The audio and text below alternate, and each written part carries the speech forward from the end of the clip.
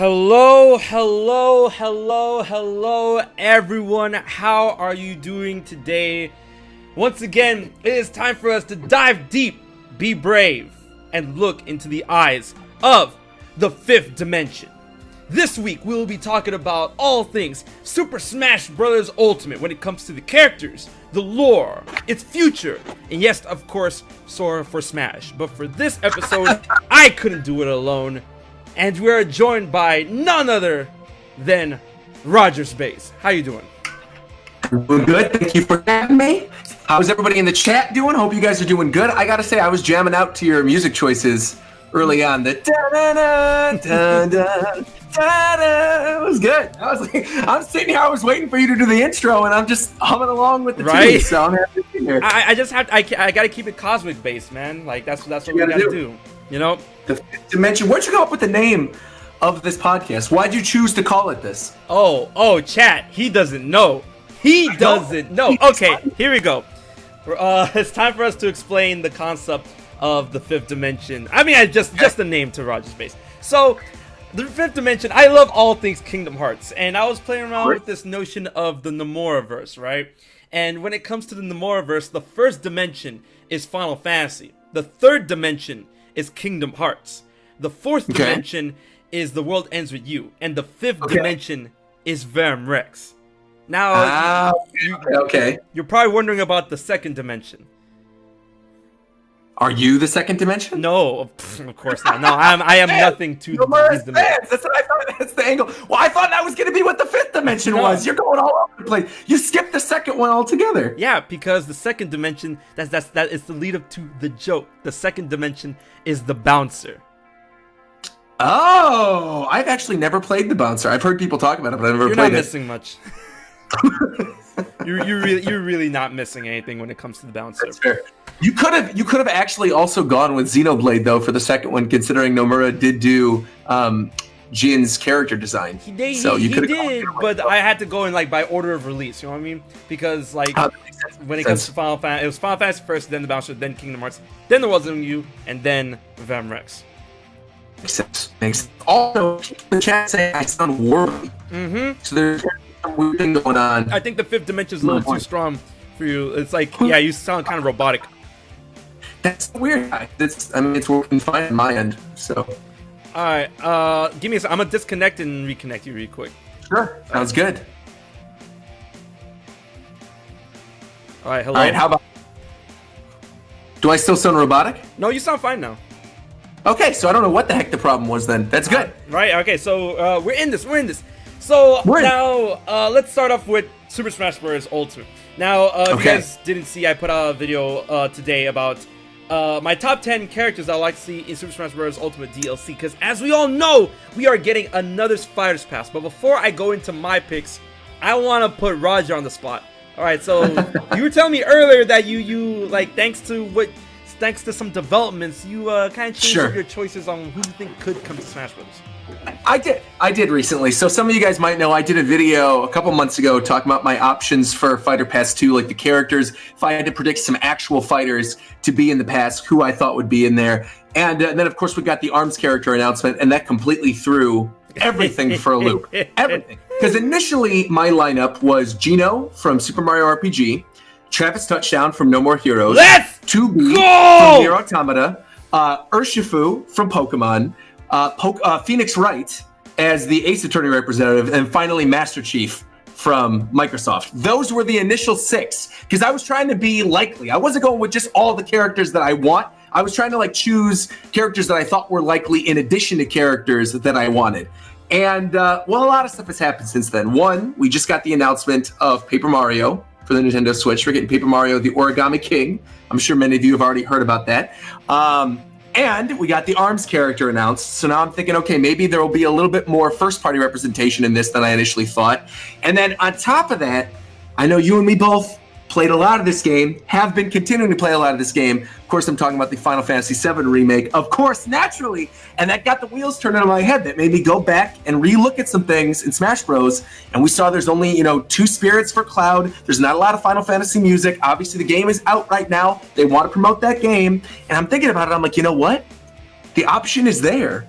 to do another Final Fantasy VII character, have a whole spirit board with Tifa, with Barret, with Aerith, with Sephiroth, with everybody, Zack, everybody.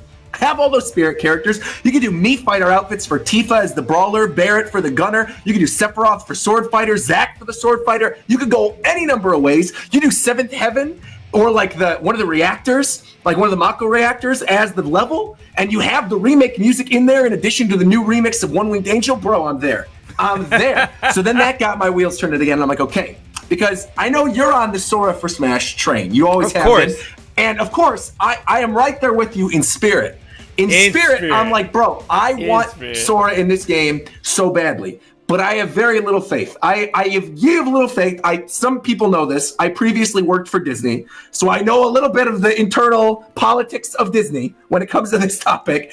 I also have heard multiple times, your debate about this and your videos are great and well researched. You did a very good job, very, very good job. You even went back to one of my old tweets from when I worked there in which I got something incorrect and you clarified it for me. So I was like, all right, I like this. I like where he's going with this. But I just genuinely do not believe that there's any chance that Sora is going to be in Smash Bros. Due to Disney. That's it. That's the only big thing working against it. Again, I want it. More than anything, I want Sora in Smash. Sora would be incredible in Smash. You put a Kingdom Hearts stage, you put all the remixes, bro, it'd be incredible. It'd be incredible.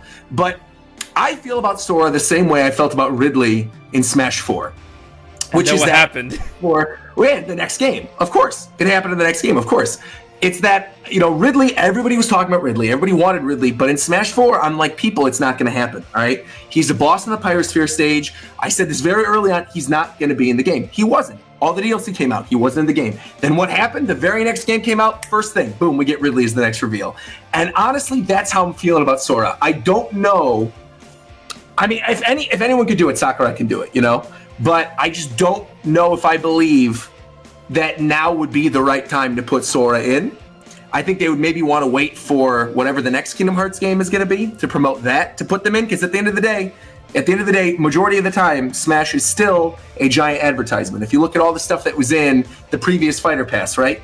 Starting with the very first one. So let's go all the way back to Joker, right? We had Persona, obviously, came out, but then we got Persona 5 Scramble on the Switch. Then after that, we got Dragon Quest Hero, obviously promoting Dragon Quest 11S. We got that too. Banjo is really the only one not promoting anything, but I think Banjo was more of like a love letter to long-time Nintendo fans. Terry's promoting all the new SNK remakes. That was one great. Like, I never thought it was weird. That you're telling me Terry's gonna be Terry's what do you call him? You're telling me that Terry's promoting Samurai Showdown? No, not at all. But I think Terry was a mix of two things. Terry was one, obviously something that Sakurai wanted to do for a very, very, very, very long time. For a very long time. He loves that character. He loves that franchise. However, SNK literally just revealed, right when Terry came out, I should say, not just now, but they did come out with their whole arcade remix collection. They released all the King of Fighter Arcade Archives games on the Switch. So, they're still promoting something and having an SNK character in there. And then, obviously, with Byleth, that's a no-brainer, obviously promoting the new Fire Emblem game. So, almost all of them line up with some type of promotion. Sora wouldn't necessarily at this point, whereas a lot of other stuff, including even this ARMS character, like, we don't know necessarily if there's going to be an ARMS 2, but I still feel like because it's a first-party franchise, they always want to sort of like be promoting their IPs. Because Nintendo franchises are sort of in their own little place, you know what I mean? Like, they're promoting their own IPs. They want to continue to get people talking about that brand. So that's why I think he's in there. But yeah, I don't know. I'm not feeling Sora. I want Sora. You're about to put me on the tangent, boy. Because here we go. Let's hear it. Please. I'm about to make you a believer because that's the whole point of the fifth dimension. Watched your videos. I commented on your videos. But sometimes I hold things back on my videos because people just don't want to hear the truth. Let's hear it on the fifth dimension. Let's hear it. And I say this all the time. Whenever people start bringing the whole Disney, Disney's not going to do anything. First, it was Square Enix is not going to give out Sora to this. Nomura is not going to do that. Sakurai doesn't have a good relationship with this company. Square Enix and Nintendo, yada yada. First of all, we already know that thanks to Justin Scarponi, who is no longer with Disney, he said that when it comes down to the nitty gritty, Disney has to be approached. And Nomura has to give their blessing. Nomura has worked with Sakurai in the past They are very close. All right. First off, time out right there, because I agree with all of that. I think, personally, Nintendo and Square do have a good working relationship because Cloud's in the game. Right. So, I mean, and you got the Dragon Quest hero in the game. So I don't think it's on Square's end at all. But here we I go think with if Disney. it was completely up to Square would be 100% on board. We want to throw Sora in there, obviously. But continue. Go ahead. Right. Now, let's talk about Sora. Let's talk about Disney. Let's talk about, them throwing, Sora anywhere into the premier fighting game of all time, where anyone who's anyone in video games makes it to Smash. All right. We have Disney, a company that literally throws out the Kingdom Hearts and Sora license to anyone who's willing to do something with it. Come on, Roger. You've seen all of those shitty ass toys. You've already seen all of those pop figurines. Pop figures are disgusting, but I'm not talking about pop figures. I'm talking about other things like pop figures, the shitty toys, socks, wallpapers, all this stuff. When it comes to overseas, because I'm pretty sure that Square Enix has the clutch over, Sora's representation in merchandise and media over in Japan. But when it comes to overseas, Disney is the one that's at the forefront of all of that. And they're willing to throw his IP. They're willing to throw that dude all over the place. And you're telling me that you're thinking it's going to be a little hanky-panky when it comes to Sora in Smash just because of Disney, who's willing to throw this man's IP all over the place? That's one. Yes. That's one. Because it's a fighting game is a big reason. I think that's a big thing with Disney. What does Sora do in his game, brother? What does he do? No, he has a Keyblade. He fights people. He fights Sephiroth. I know, but it's different when it's fighting within its own established universe. No, it is though. It is because it's still a Disney-controlled universe. Because I mean, even think about Cloud in Smash Ultimate, right? Like, look back to what happened with Cloud in Smash Ultimate. Now, this isn't on Disney's end. This is on Square's end. But Cloud was not in any of the World of Light cutscenes at all. He's completely left out of all of them. He has 2 spirits in the game. Only a couple songs with his stage, right? They made a point to. And that's a Nomura character. Like, the Dragon Quest hero is not a Nomura character. And the only reason we didn't get the Dragon Quest orchestrated music is not because of Square. That's because of, like, the composer dude, like the jackass composer dude. But we all know the story about him. Yeah, but the thing is with Square Enix, and the reason why Cloud and even Hero is so hanky-panky is because Square Enix has this really old-fashioned way of, making sure that individual rights for individual things stay to their, holders, because they want to feel like, oh, they have some sort of attachment, or they have some sort of, and all be all ownership to what they create. That's why every time you see there's an art by Nomura, it's art by Nomura. Every time there's like music composed by this dude.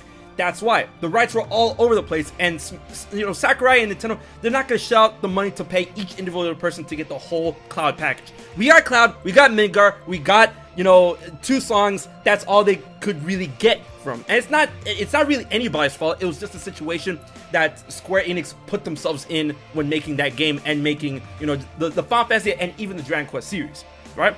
Kingdom Hearts is a completely different boat. Because I agree. It's all under the Disney branch. The only thing that's not under the Disney branch are the Square Enix owned characters that appear within Kingdom Hearts, right?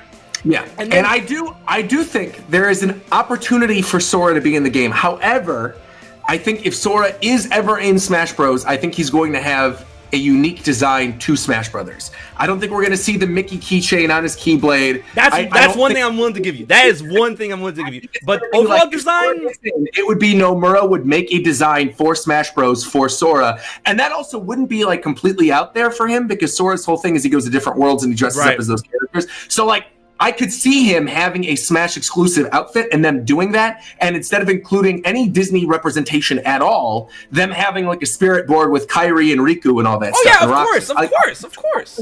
Totally see that with like a Smash Bros Keyblade or something. I could see that for sure. I don't think a Smash Bros Keyblade. I'm thinking something like around the lines of Starlight. It's close enough to the Kingdom Key but it isn't the Kingdom Key. So Starlight would be good enough. Maybe. Yeah. They could do something like that. It could be a Keyblade for. Well, I think they would have the other Keyblades that aren't Disney property Keyblades in the game as like alt costume things. Oh yeah, Oblivion, Oathkeeper, give it to me. Yeah, but we couldn't have a Mickey chain, I don't think. Oh yeah, of course not. And I know there's people in the chat who are like, but Roger, Disney allowed Wreck-It Ralph and Sonic and Thanos and Fortnite. I know, but Sora is a different beast than Wreck-It Ralph, who was in Sonic because Sonic was in the movie. Sonic was literally in the Wreck-It Ralph movie. And Thanos in Fortnite, that was like a whole meme thing. And Disney did like a marketing. Hold on, wait. But Disney went on a like marketing cavalcade for that final Avengers movie and did things they would never, ever in any other fifth dimension, sixth dimension would ever otherwise do. That is why Thanos got in Fortnite. There's a eighth dimension where Thanos got in Fortnite. That still is mind blowing to me that that's something that actually happened. Yeah, but you know why? Disney likes money. I want to clarify though, because people still think that I don't want him because I say this. That's not the case. I would scream. I know. I would scream and cry if Sora was in the game. But you just don't believe. I don't believe it. I can't believe it. It's like the Paper Mario situation. I was like, I freaked out when I saw the partner for the first time, but I still didn't believe it. I'm like, I need to see the playable partners in the map. I need to see them actually doing something like an old Paper Mario game. I need to see all that stuff before I can actually get excited about this Paper Mario game because I've been burnt too many times. I feel the exact same way about Sora. It's like I literally need to see proof, definitive proof from Square prior to all the announcements or whatever to be like, actually, no, Sora would be completely okay and we get him in the game. Maybe one day it'll happen. If they said that, then we're good. But at the same time, I feel like you and a lot of others go by the whole tangent of, the absence of evidence. You know what I mean?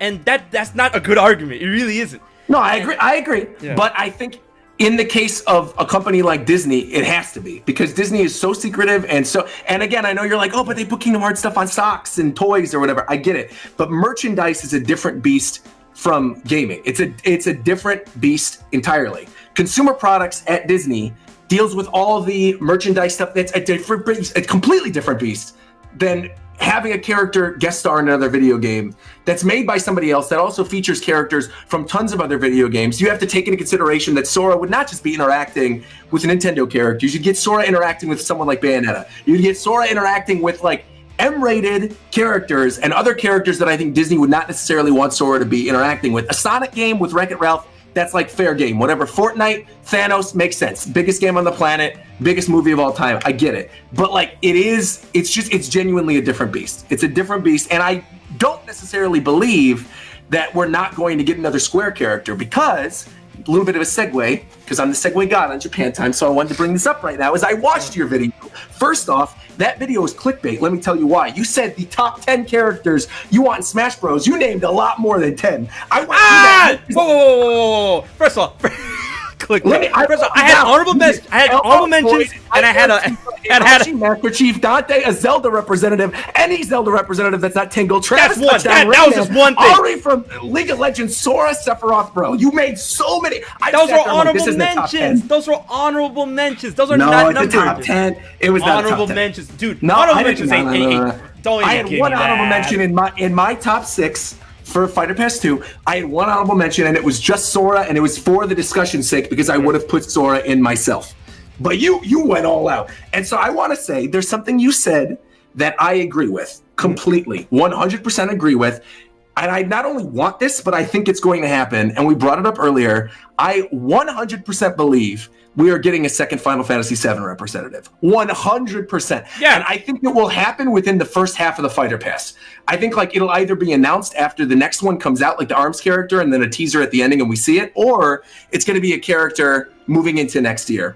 Like maybe before the teaser of whatever part 2 of the remake is or something. And I know that's years off, but I think we are going to get a Final Fantasy VII character, but I don't think it's going to be Barrett. I think Barrett would be a Meat Gunner outfit. And I actually, while I would like Tifa, I don't think it would be Tifa either. I think Tifa would be a Mii Brawler outfit. I think what they would do, I think they would do Aerith, actually. Because Aerith is unlike, because you know, like Sakurai likes to make very creative and different kind of characters. I think that we don't have a staff magic using character in the game at all. That would be literally completely different.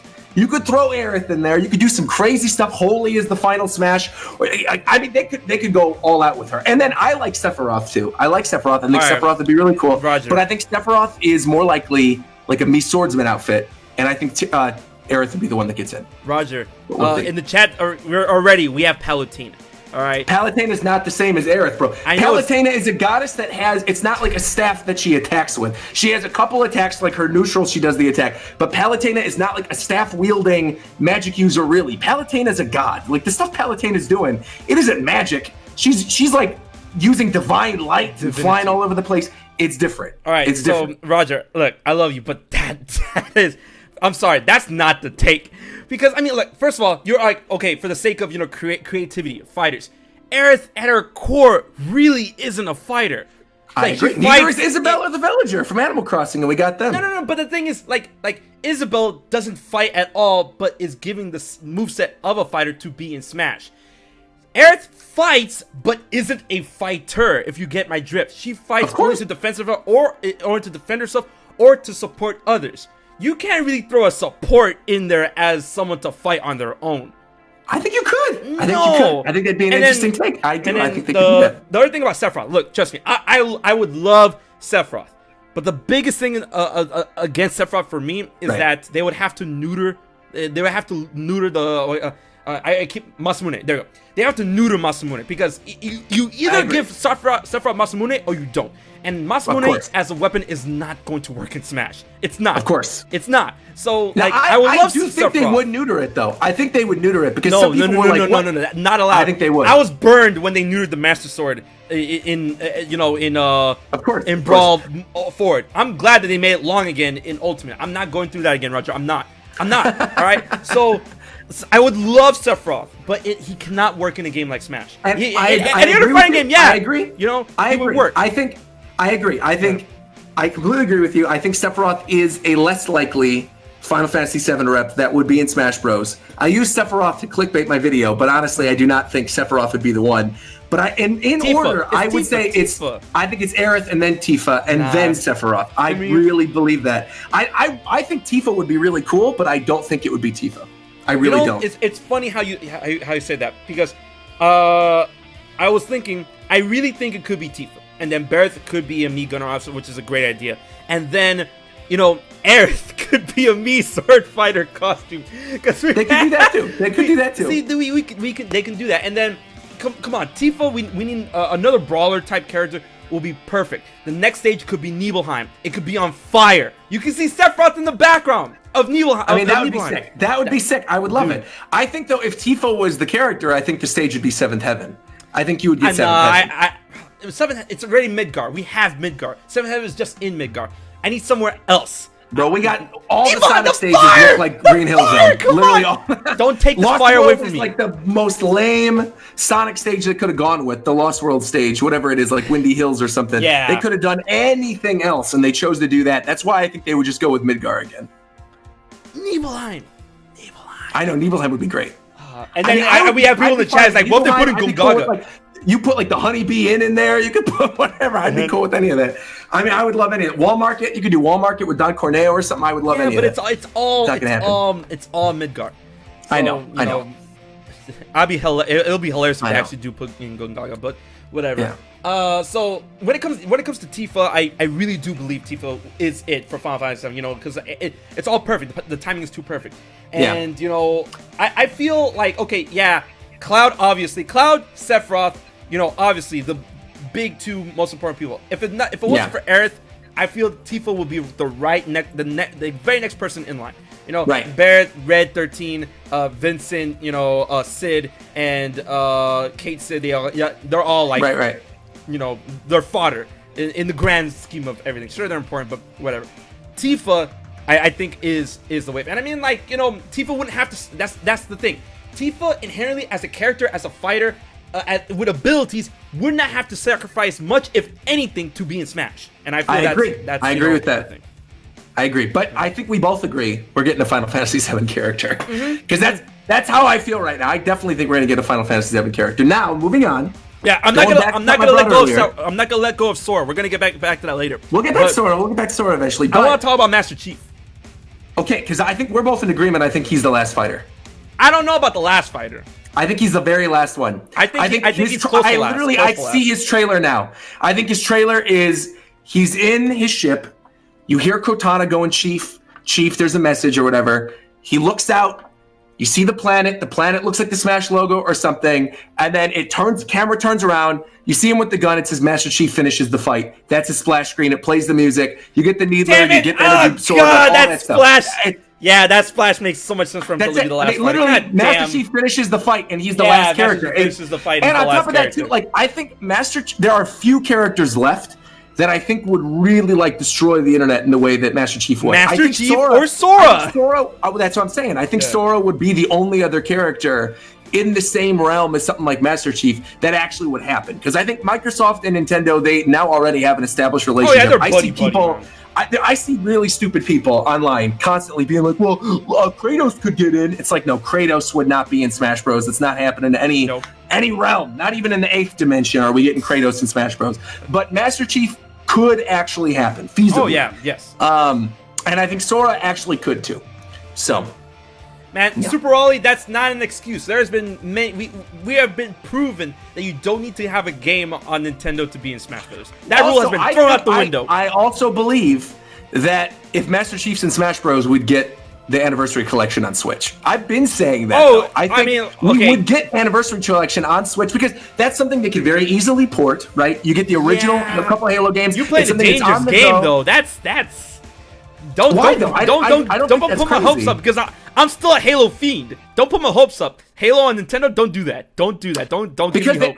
I think they'd want to still promote those original games, and that would be a great way of doing it while also building their relationship with Nintendo. While at the same time, if you want to play the new one, you got to go play on the Series X or whatever for Halo Infinite. So and on top of that, that goes back in line with everything I was saying earlier, which is at the end of the day, it is still an advertisement. Smash is still always a giant advertisement. There is a Halo game coming out. Microsoft can do that and would want to promote the Chief for an upcoming game, and I think it can happen. So I think Chief is going to happen. I honestly get your argument of Smash being a huge advertisement because we've seen in the past that Smash has the power to either advertise, but that's the other side of the coin. That sometimes we can get characters inclusions in Smash that aren't necessarily advertisings, but revivals. Because we've seen Smash revive and bring interest. We've seen it with Fire Emblem with Marth and Roy. Yep. We've seen it with Kid Icarus. God, make another Uprising game, I beg you. Oh my God, yes, please. I think in terms of like revivals and classic kind of characters, I think Lloyd is a big one. I think it's still crazy to me that Namco doesn't have another rep in the game when all the other third parties have at least two. Exactly, and that they're developing the game. Yeah, and exactly, they're making the game. So I think somewhat along the lines of, I don't know, it wasn't me. No. Keep talking. Okay. I was gonna say someone along the lines of maybe Nightmare from Soul Calibur, or maybe like Heihachi from Tekken. I could see characters like that. But I think Lloyd would be another one. But I think Lloyd again falls under that anime swordsman territory, and I don't know if they'd want to do that again either. So we'll see. Okay. You've returned? I basically just said Lloyd, Nightmare, Heihachi. They could all potentially be. Oh yes, I put them all on my list. I could see all them being in there. So that still is kind of criminal to me that there's not a second Namco. We talked about Paper Mario a little bit. We talked about Final Fantasy. I think the other big one is I think we're gonna get a Pokemon.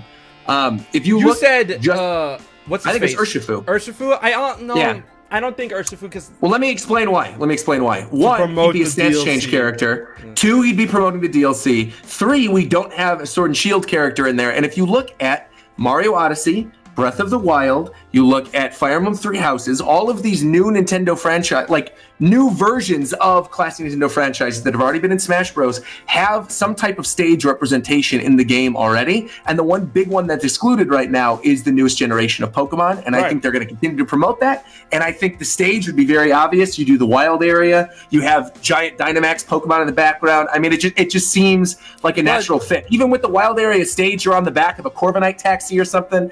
I mean, they could do a whole bunch of stuff like that. And Urshifu, again, would be like a fighter character. I don't know. Urshifu to me makes sense. I get what you're saying about the whole Pokemon thing, but the choice of Urshifu, I don't feel that. If to me, I think they will have to put someone that's iconic, someone that is not only is a fan favorite, but has some sort of big grand relationship to the entirety of the game. And when I think about that, I think Toxtricity. You know, I think Toxtricity really over Urshifu? Oh, miles ahead of Urshifu. Because not only is Toxtricity easily a super uber popular character in terms of design and use, but the fact that it was like it was big boy Toxtricity that turned out to be the glyph on the floor in that town. I forgot that yet. Yeah. So, yeah. Yep. I mean, for me, the only other thing that I could think of is maybe the new, what's like that new grass monkey Pokemon that's promoting the film? Zarude? Yeah. I could maybe see them doing something like that just because there still isn't a grass type outside of Ivysaur. Like, they need some type of fully evolved grass type. They had a chance with Decidueye, and they wasted it. Exactly. So, I don't know. But I think we are going to get another Pokemon as well. Oh, no, I agree, too. You know, we are, like, for me, it's kind of like Byleth. There are people that don't want it. There are people that are like, another, but it's gonna happen. Like, it's gonna happen. I Like, think that's fine. I think Pokemon can have another representative of their new generation. I think a wild area stage would be really cool. Yeah, I think go along with it. Put another Pokemon in there. Right. Now, in terms of like a character that's not currently on a Nintendo platform that I think could maybe have a game that comes to a Nintendo platform that I think would actually work really well in Smash, that's 2B. To me, that's 2B.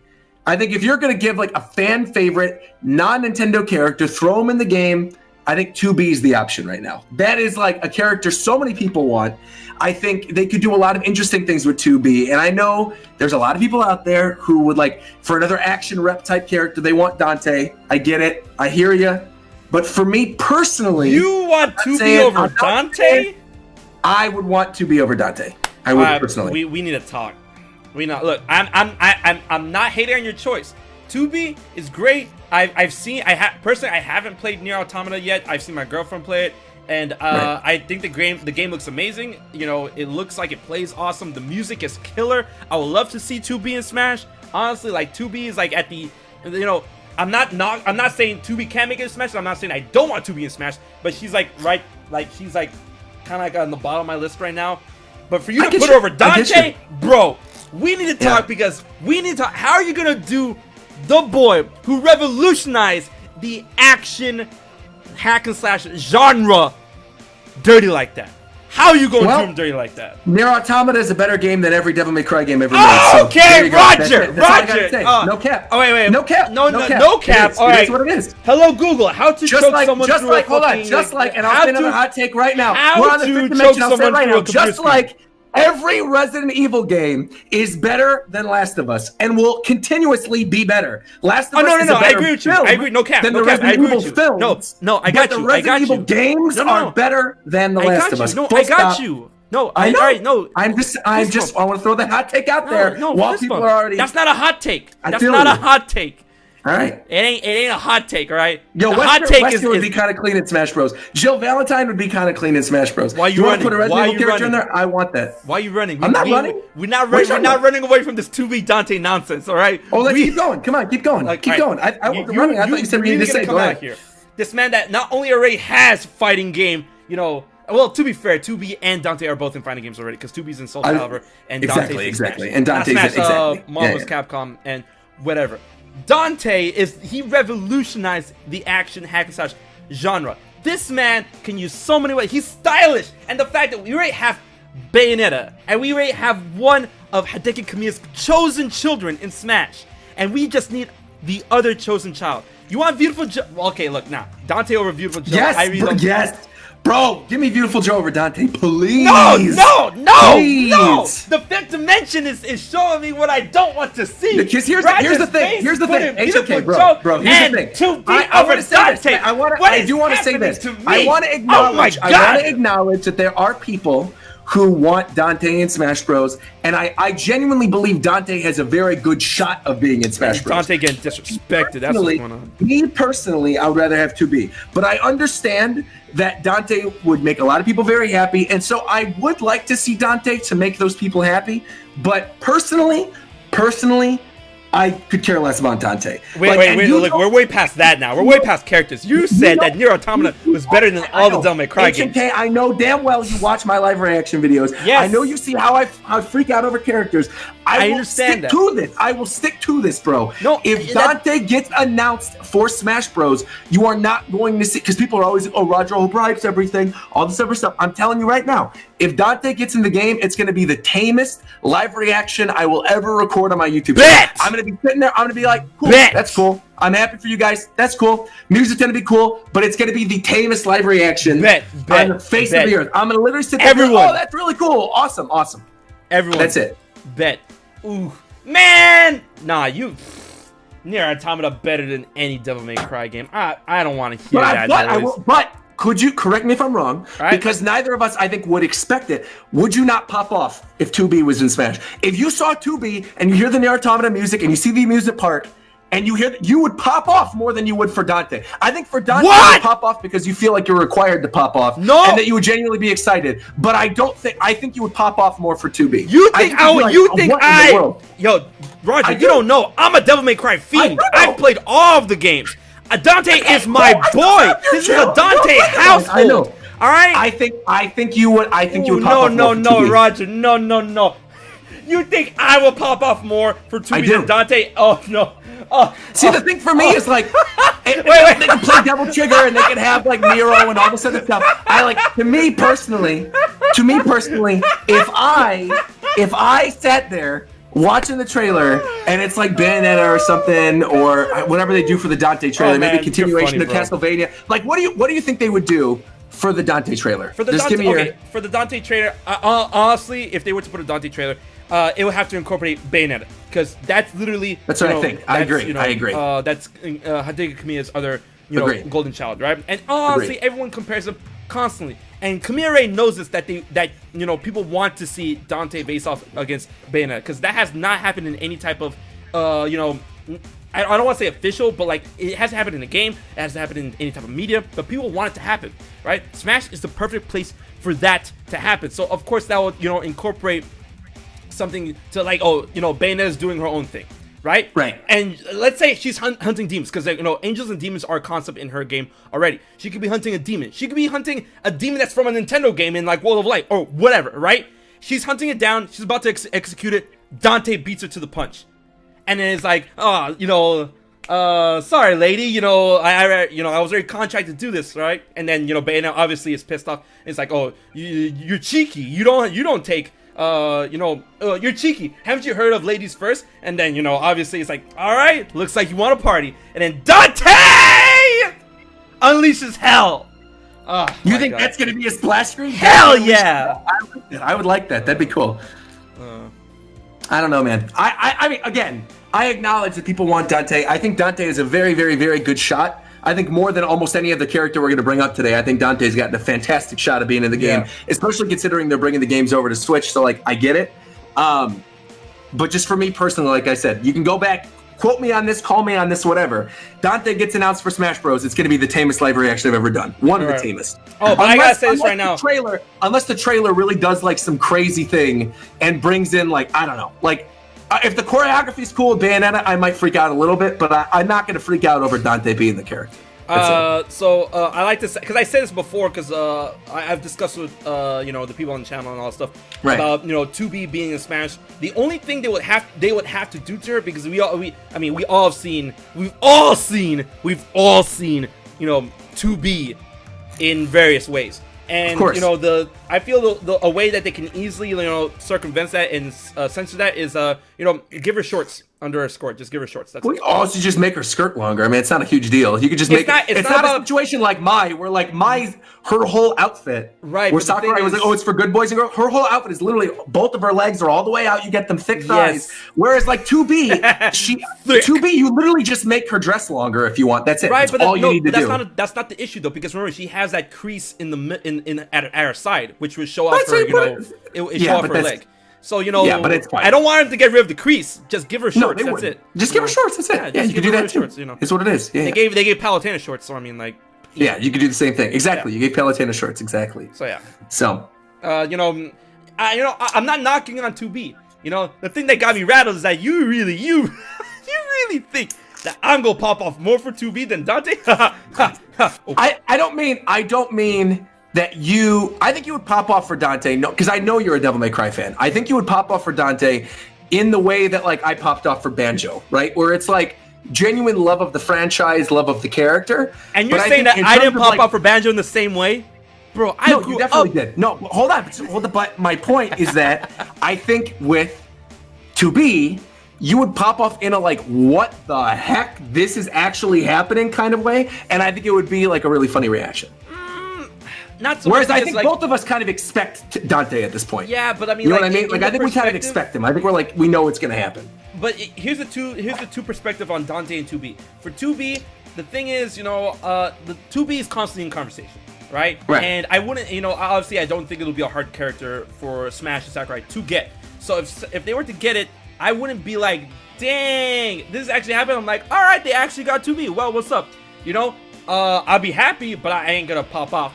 But at the same time, and this counts for 2B as well, and for Dante, it's, you know, it's getting to the point where I'm getting so antsy with who we can get in Smash. Like, you know, the clock is constantly ticking, and it's constantly, you know, in the hourglass of sand, it's constantly like getting less and less sand. You know, as each character goes by, you know, these characters I really want to see get less and less of a chance. And the fact that ARMS is starting off the list is just really getting me like antsy. So you would say that, hey, we can expect Dante, sure, but at the same time, like when Dante's like, oh damn, oh yes, Dante made it in. You know, I'm like, that's the kind of like, you know, the final lap gasp I get for air you. type I get shit, you. know? I get you. But I will say this: there's a Capcom character I'd want more than Dante, and I don't know anybody who would agree with me in this chat. Definitely, no one would agree with me. Okay, let's But I'm see. going to tell you right now, the one I want is Phoenix Wright.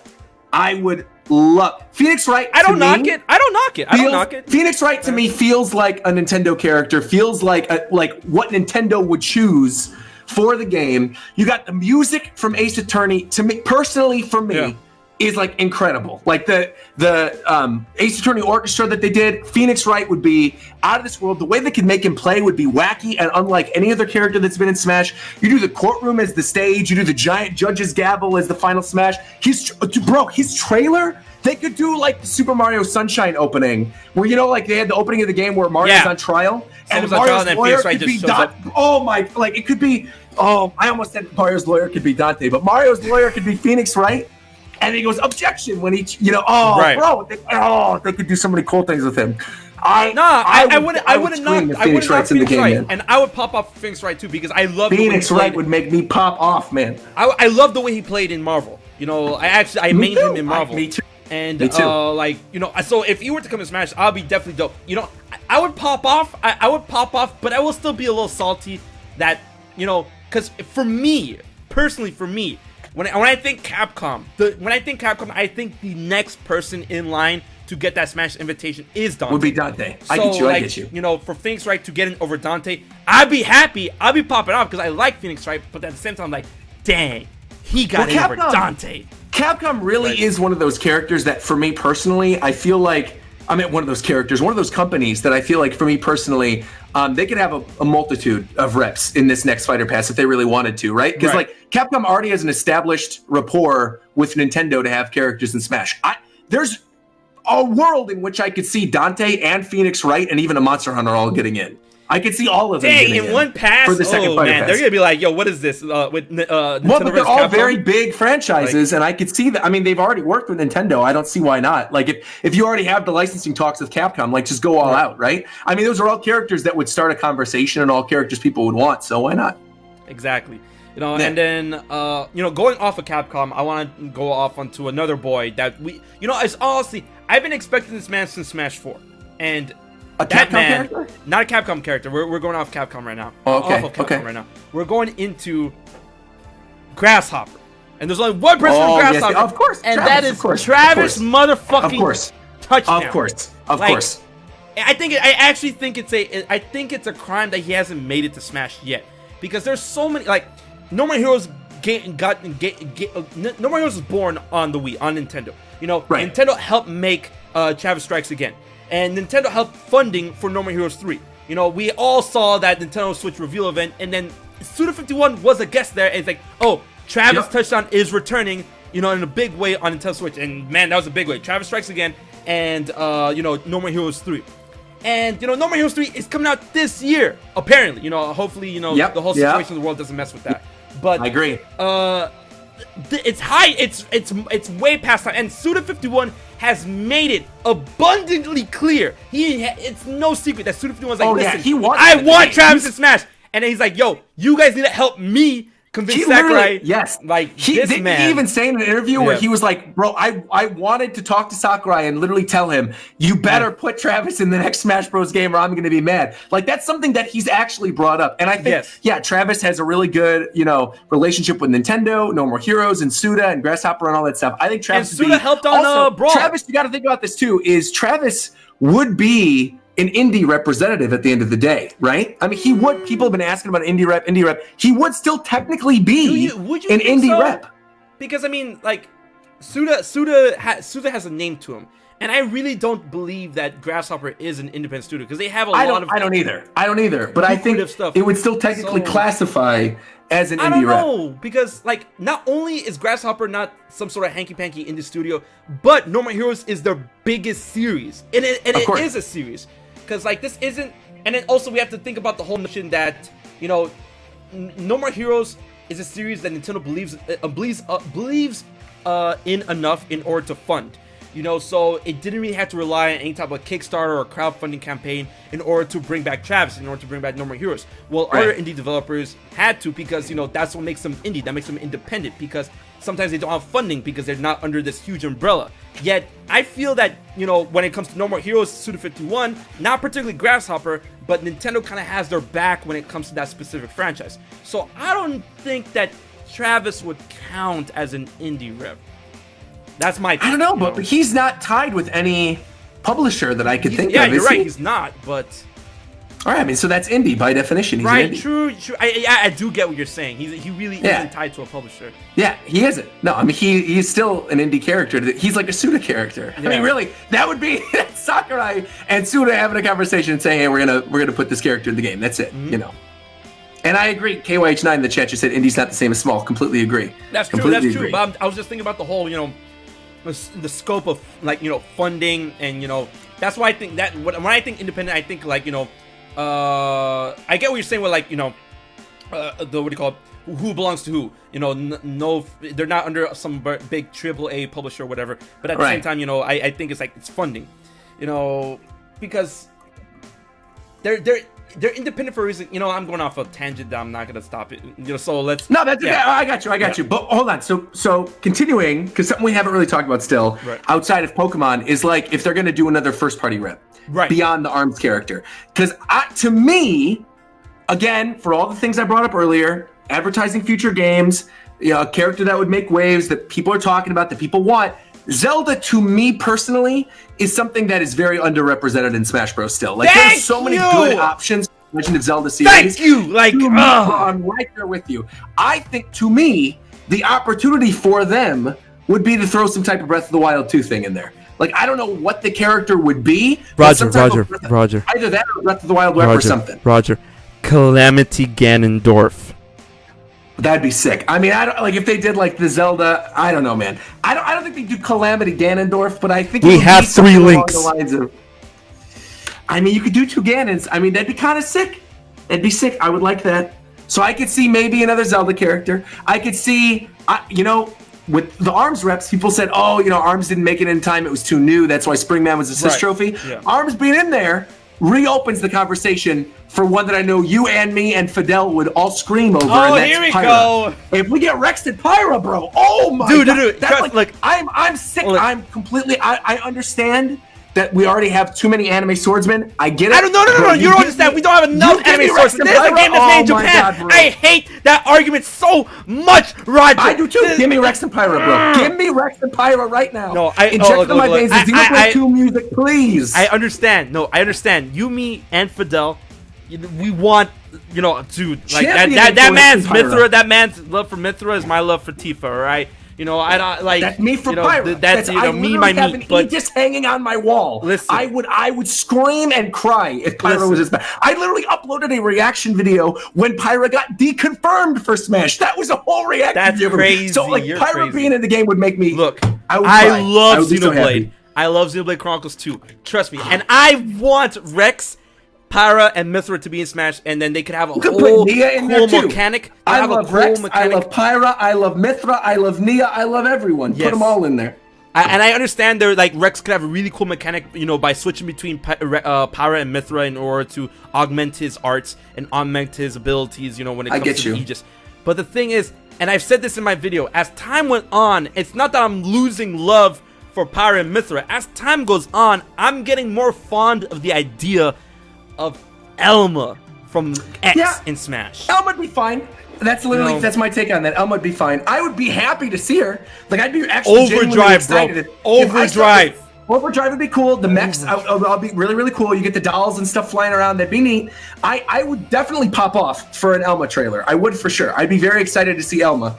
But if I'd be lying if I said that I didn't want Pyra and Mythra more. Like, that's fair. Options, bro. That's fair. That's fair. Pyra. You could do Mythra, and you could do Adam. You could do that kind of thing with the driver thing with Torna. You could. I mean, there's like so many options for Xenoblade 2. Honestly, someone else brought this up too.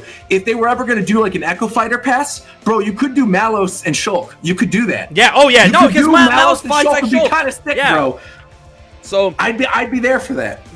See, and you know, I feel like Elma's kit will be a lot more interesting because, you know, don't get me wrong, I love Xenoblade Chronicles 2 way more than Xenoblade Chronicles X, right? But when it comes to the moves that you can do as, you know, as Rex with the Aegis, you know, it's very limited compared to the previous games, right? Right. And with X, you have no shortage of abilities that Elma could do with just the dual wielding guns and the swords, you know, sliding slinger, 100 shells, all the augmenting thing, overdrive, dude. I don't have man. And then here the coup de grace to that is that, bro, tell me we wouldn't get balls to the wall, dick hard for that Xenoblade Chronicles X soundtrack in Smash. Oh, Xenoblade Chronicles X has such an amazing soundtrack. To be fair, like, one of the people who worked on it, a lot of people know this. Yes. Attack on Titan. Yep. Same team. So literally, I mean, that I am right there with you. I think Xenoblade Chronicles X music would be fantastic. I think Elma would be cool. I'd be happy for Elma. I'm just saying, personally, for me, another Xenoblade rep, give me Pyra or Mythra. But I would not be upset in the slightest. Oh, no. Elma. For me, I definitely want either or. Either or. I'm good with either. Either or would be good. But I definitely want another Xenoblade rep. Now, if you're going to put someone like Laos in the game, then I'll be mad. Oh, yeah. Don't do that. Right? Like, who? Yeah. Then I'd be mad. People would be like, "Oh, what?" man, However, dude, Roger, I see a lot of people in the chat bringing this up, and since we're already sort of on this train to begin with anime Nintendo characters, maybe they would do an Astral Chain character.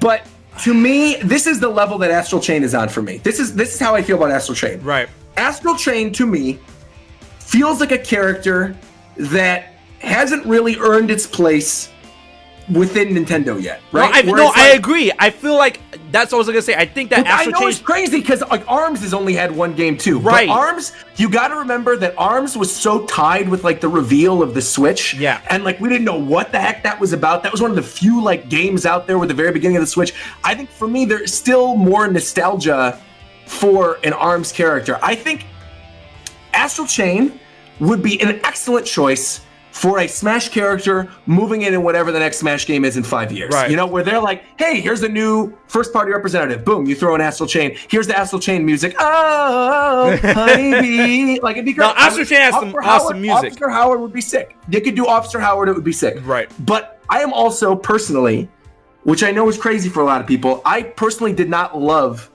Astral Chain. I love the music in Astral Chain, but to me personally, the gameplay literally made me sick. And because people all the time, they'll be like, you're a Nintendo brand ambassador, like you never say anything bad about Nintendo. For me personally, I could not play more than an hour of that game without my eyes getting tired and without feeling sick. Man. Yeah. And that's not a slight against the game at all. Like, I know a lot of people did not have the same issue at all. But personally for me, I got sick playing it for more than an hour, so I had to stop. But I love everything about the aesthetic of Astral Chain. So for me personally, if Astral Chain got in, I'd be super happy about that. I'd be cool with that. That's the first time I've ever heard someone about that with Astral, because I played it and I thought it was fine. But like I know a lot of people did. For the first part of your army, I definitely agree. I feel that Astral Chain truly hasn't earned its grit yet. So I agree. You know, I don't see it coming Smash yet. You know, I could see them doing Mii Fighter costumes or something. They could definitely. You know, what's the name of the dog in Astral Chain? Lappy? Yeah, that stupid dog. Yeah, I could see them doing like a Mii Fighter outfit for that. Yeah. So now check this out. we're gonna go off into a little bit of a tangent really quick. Okay. And we're gonna get back into like we're gonna get back. This is where we get into the zaniness, and we're gonna go back into serious. Well, if you want to call what we've been doing is serious. All right. Okay. So this is where we creep into the fifth dimension. It's been an hour already, bro. Oh yeah. We're gonna creep into the fifth dimension a little bit. Now, as we all know, and as you know, as I know you know, I know that you're a fiend when it comes to this little thing called anime. Right? I am. So, of course, you know, Sakurai has already said this in interviews. You know, anime definitely is off the table when it comes to Smash, and there's so many reasons because of that. Now, when it comes to a possible, if we were to ignore that, a possible anime character to come to Smash, personally, I think there's only two choices, and that second choice is only if they don't get the first choice for obvious reasons, which is Shueisha, right? But this thing, you know, Shueisha is still very prevalent with a lot of things when it comes to jump. And that, you know, the first choice, obviously, Goku. And if Goku isn't in, I'm on the boat, literally on the boat, where I believe if it ain't Goku, it would have to be Luffy. Yo, okay. I'm not even getting into this. I would scream. If Luffy or Goku got in, like, I would scream. I think the internet would explode. That would be amazing. But that is something that I feel like has less of a chance even than Sora being in, if I'm being completely honest. Of course. No. This is completely what if. I don't see them happening at all. I mean, I'm just saying. To me personally, though, I'm gonna be completely real with you, 100% real. You know what game I would rather see Luffy in? Arms. Yes. 100%. Yeah, of course, everyone. Dude, and Yabuki-san went out of his way in an interview. He literally did an interview about this where they were like, yo, Luffy would be a great guest character. If they ever wanted to do an anime crossover with any of their games, I'm telling you, Luffy and Arms would be sick. If they did Luffy and Arms, I would be 100% on board for that. You know how much that would sell Arms? Even as somebody who is a hardcore One Piece fan and isn't actually a huge Dragon Ball fan, I would actually rather have Goku in Smash than Luffy. You really would? I would, genuinely, I would. And I'm not even that big of a Dragon Ball fan, but I would rather have Goku than Luffy. Yeah. Now the thing is... However, wait. Yeah, no, the thing is, because this is the piece of the argument that I never see people talking about, that to me is crazy. Because there's so many people who still are hardcore like Goku and Smash, and they're not kidding about it. They genuinely mean it, like Goku for Smash Bros. I was about to say, this is the part I was going to get to. Go ahead. Here's the thing, all right? If you want a Dragon Ball character in Smash Bros, there is a way to do this while following Sakurai's rules. There is a way to do this. If you want a Dragon Ball character, you need a character that was made for a video game. That's what you need. You need a Dragon Ball character made for a video game. You need a video game that has a tie to Nintendo previously. That game would be Dragon Ball FighterZ, which is on the Switch, and that character would be Android 21. You know, at first I thought you were like, oh, Shallot? I thought you were going to be Shallot, but I'm like, Android 21, No, but Android 21 could legit, if they wanted to do it, if they wanted to actually have that conversation and put a Dragon Ball character in or whatever, technically, based on everything Sakurai said, it would not be wrong. Android 21 originated in the game. They could do Android 21. No, I definitely agree with you. But two things I have to say after that is, one, dude, do you know the salt that would happen is like 21 and not Goku? People would be furious. Yeah, that's one. That's the salt. Two, that's why I want it. That's the big reason why I want it. Two, the biggest thing is that even though Android 21 originated in a video game, Nintendo, Dragon Ball FighterZ, yes, she is still a character created by Akira Toriyama for Dragon Ball, owned by Jump and Shueisha. And Sakurai has gone on record in an interview where he brought up Goku and Attack on Titan, and he's like, I get those requests all the time, but people need to understand, and I need people to understand from both, and I'm pretty sure both of us can advocate for this. Yeah. Dealing with Shueisha is a licensing nightmare. Absolutely. Right? Worse than Disney, I would argue. I would say it's actually worse than Disney. Licensing nightmare. And Sakurai is not... Sakurai, if he really wanted to, he would try. But Nintendo's like, nah. Because, no. Shueisha is... it's not that Shueisha is not going to happen. It's that Shueisha is going to create a situation that Nintendo's going to be like, nah. Also, to be fair, I kind of feel like we already had the moment for Goku fans too, which was the hero for Dragon Quest. Like, If people really wanted Akira Toriyama designs in Smash Bros, we got that with Dragon Quest. However, I'm going to go off on a tangent now because you were talking about Sora, and I know I was making all these arguments about having to promote future things. I'm going to say this right now. In Roger's pipe dream, right? Not prediction videos, not whatever. No, in that's fine. Roger's pipe dream, in his ideal universe in which there are 6 more characters added to Smash Bros that he would want more than anything else, the thing that would get me to cry, I would literally weep on stream if this happened. I would weep is if we get Chrono from Chrono Trigger. If we get Chrono and we hear dun dun dun dun dun dun dun dun, and you see the clock and you get the pendulum swinging and you hear da da da da da da da da da da da da da da da, and you get like the past to the future and back to the present, silver, fly silver, and you're flying on the back of the ship going through time. Bro, and you see lava. Oh my god, bro! I'm crying saying this right now, dude. I would lose this man. This is the one time I'm gonna say it. We Disney. I would lose my shit for Chrono. I would lose it completely. I would scream. My vocal cords would be blown out. I'd be kicked out of my apartment. The music, bro. You can have Frog in there as one of like the Mii Fighter costumes. You can do Robo as a Mii Fighter costume for the Gunner. Frog for the Sword Fighter. I'm telling you. Oh my god, bro. I get it. Now trust me, I'm not invested. I'm not as invested into Chrono Trigger as the next guy. Really, I'm not. But I'm not knocking on what this game and what this character has done for the series. Not the series, but like the genre in general. In general, I'm talking about Creative, Squaresoft and stuff. So I agree that this character would be. It's funny because you and me said Master Chief, Sora breaking the internet. I believe Chrono would break the internet. Chrono would be another one that would break the internet, I think. Yes. The remixes, man. The remixes, and the stage. Like, the stage literally being the ship going through time would be the sickest. Oh, my God, man. Go play Chrono Trigger, guys. Like, go play the game. Oh, it's so good. I want them to re-release it on Switch, but I don't want the I want them to re-release the DS version on Switch. I don't understand why did they never follow up with that game? This is a full pipe dream. This is like, you asked me my dream game that could be developed possibly. You get the Octopath Traveler team in engine to remake Chrono Trigger. That's what you do. You remake Chrono Trigger in the Octopath Traveler engine. That's what I want. That would be the best 2D. Possible way in HD to still keep all the beautiful sprite work of that game and all that other stuff, but have the music remastered with orchestral soundtracks. Like, oh my god, dude. You get the team that did the soundtrack for Octopath Traveler and you put them on Chrono Trigger, I swear, I'd lose my mind. Now we're talking about it. Wait a minute, look, I know Bravely Default 2's coming out. I know it's coming out, right? And maybe there's people who like the original Bravely Default game or whatever. But I'm telling you, man, something that no one's talking about that would make me also lose my mind is if you get an Octopath Traveler character in there. If you get an Octopath Traveler character, would it be? Primrose, bro, of course, Primrose. Wait, and you get I don't know them by names. I know them by job. I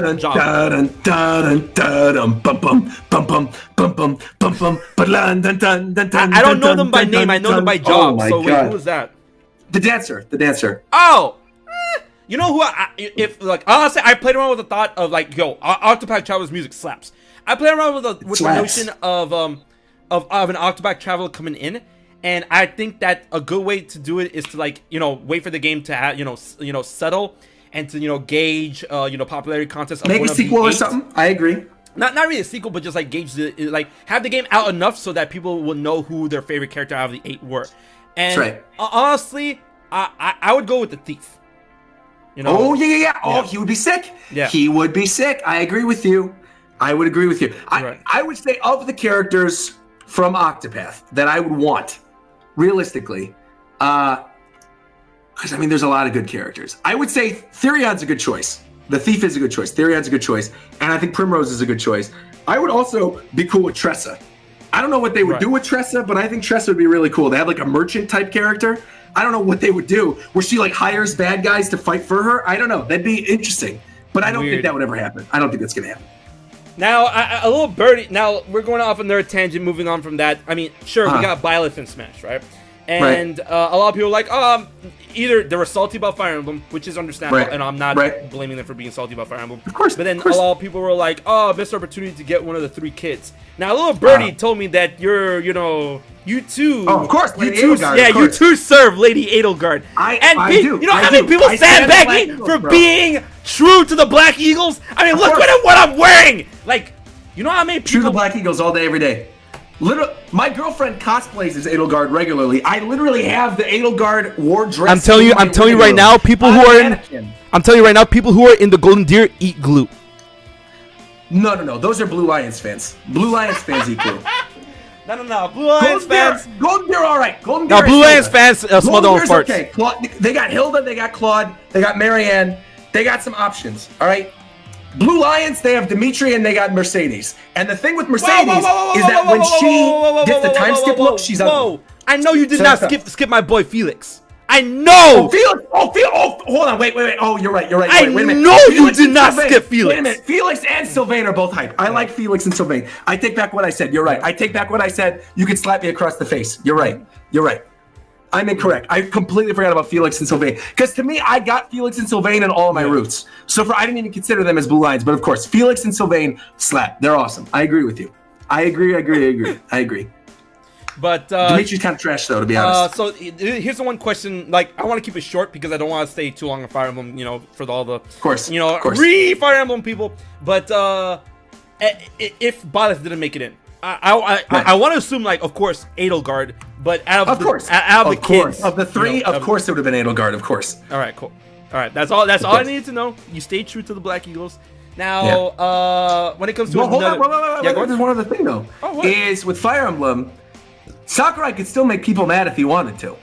He could include a Fire Emblem Heroes exclusive character. Don't do that. No. He could do. I was fine with Byleth. I draw the line at that. I draw the line at that. I'm saying if he really wanted to make people mad, he could do that. The thing to me, though, that I think is a legitimate possibility that no one is talking about, that there's not a single person talking about this at all, but I think it is a high likelihood that they do this. I could see a Dragalia Lost character. No, I me could, too. Because me too. Dragalia Lost is a new Nintendo IP that is their original IP made for mobile that would represent mobile. And on top of that, the company that helps develop it as well does Grand Blue Fantasy. They could do Grand Blue Fantasy Mii Fighter outfits. That is huge in Japan. Dragalia Lost, would have a Grand Blue Fantasy character. Say whatever you want about Dragalia Lost. Dragalia Lost has incredible music. Yeah. Like, if they got the Dragalia Lost music in the game and the remixes, I'd be out of this world. However, Dragalia Lost most likely would go with the Prince, who would be another anime sword fighter, who I don't know what they could do with him to make him legitimately original. They would have to do something really cool. Obviously, maybe with his burst with the dragons, there'd be something cool with that.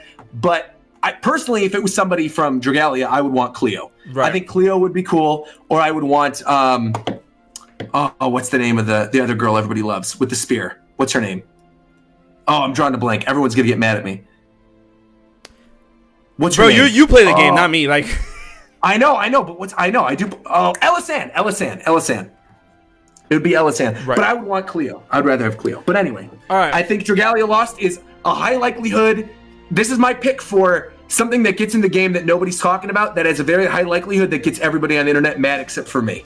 That's my choice. I feel that, but then when you're playing a dangerous game with that, Fire Emblem character, because I'm like, what's next? After we get that Fire Emblem hero characters, we're gonna get those blonde kids from Fire Emblem Warriors. Nah, no, we're not getting that. We're not getting that. No, Byleth is I think there's a higher likelihood that we get Dragalia Lost character. Right. I think they're then getting like a Fire Emblem Heroes character. Now, I want to do something really quick before we talk about, because we've been focusing a good minute on each character that we're talking about, but I want to do like a quick little flash round between my 10 and your 6 in a way that would set themselves apart from other characters. So I'm gonna go through my 10 first, and then you're gonna go through your 6. All right? Because as we all know, Sakurai already stated that with the DLC and the new fighters that are coming into Smash Ultimate, he wanted to give them like a type of new mechanic or gimmick in order to set themselves apart. So I'm gonna go through my 10, or I should say 11 characters, which with each of their own gimmicks, and then we'll go off each of those afterwards. All right. So at the bottom of my list, if you haven't seen my video, you should definitely check it out. Really cool. So number 10, Elma. What would be her mechanic or gimmick? Overdrive. If you play Xenoblade Chronicles X, you know what that is. Lloyd Irving from Tales of Symphonia. What would be his gimmick? Over limit, not overdrive, but over limit. If you play Tales of Symphonia, if you play any Tales game, you should know what Overlimit is, right? That will be his mechanic. Nightmare from Soul Calibur. Nightmare / Siegfried from Soul Calibur. What would be his own unique gimmick? Unblockable attacks from Soul Calibur. They'll be unblockable. I'm not saying they will destroy shields. I'm not saying they're shield piercers. I'm just saying if you get hit by it while you're blocking, it'll be as if you weren't blocking, right? But these moves are usually very slow in the Soul Calibur game, so if you get hit by them, they're your own fault. So they're usually more like a scare, mix-up tactic or whatever. Tifa, what would it be? Cloud Array has the limit gauge mechanic. If we're talking about Tifa from Final Fantasy VII Remake, she could have a reworked ATB function that could possibly be mixed with her gamble function from the original game. That's Tifa. Yep. Master Chief, what will be his gimmick? Guns and guns and guns. Lots and lots of guns. I feel like each one of his moves is going to be mapped to a different gun or weapon that he's had from the Halo games. Regular B, assault rifle, B-side, Kneeler, B up, the jetpack, smash, down smash, gravity hammer, forward smash, energy sword, up smash, shotgun. Just name a few. That's Master Chief. Heihachi from Tekken. What will be Heihachi's thing? From Tekken 7, bring in and incorporate Rage Drives. Not Rage Arts. Rage Arts could be his final smash. Rage Drive would be the thing that would set himself apart from, other characters. That's Heihachi. Dante, I was thinking about Double Trigger. Double Trigger could be saved for his final smash.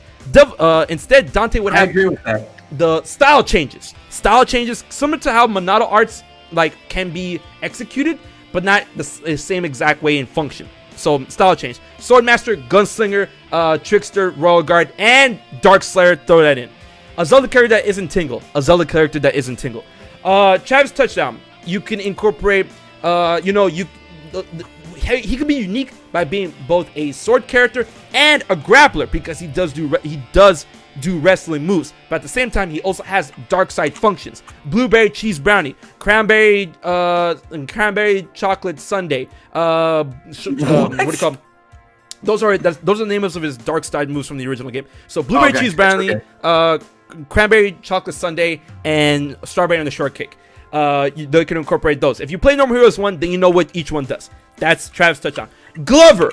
That was a joke, but people are like, I honestly could see Glover in Smash. Whatever. Glover in Smash. What would be his thing? He fights with the ball, and the ball is part of his kit, and he can transfer the ball. Acknowledge that, please don't. Glover? What's wrong with Glover? That game is a trash platform game. I don't know why people like that game. That game is miserable. Roger, you're trash. Bro, you can't even play Astral Chain. No, I'm gonna say this. Subjectively, Glover's a good game. Subjectively, people can go, wow, that's a really fun game. I have good memories of Glover. Objectively, that game is broken and not good. Objectively, it's not a good game. It's not. It's not a well-developed game. It's a poorly developed platformer. You can like it, just as I like bad movies. I like bad movies. I can have an opinion that I like a bad movie, but the movie is still bad. Glover, you can enjoy Glover, but that game is a bad game. Full stop.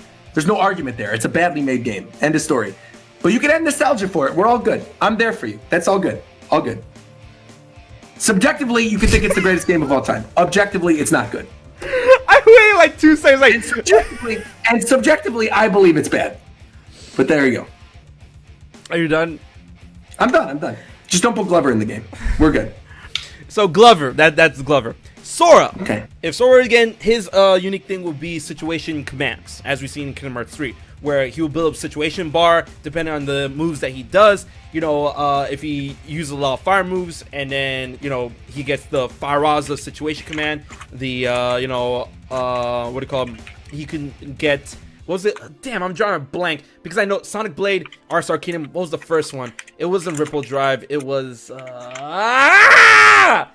Stun Impact, Stun Impact going into Sonic Blade, going into Ars Arcanum. So situation commands, that will be Sora's gimmick. So those are my 10, 11 characters, and cool. Along with their gimmicks to how they'd be different in Smash if they were to get into Smash. All right, now let's get on to RogersBase.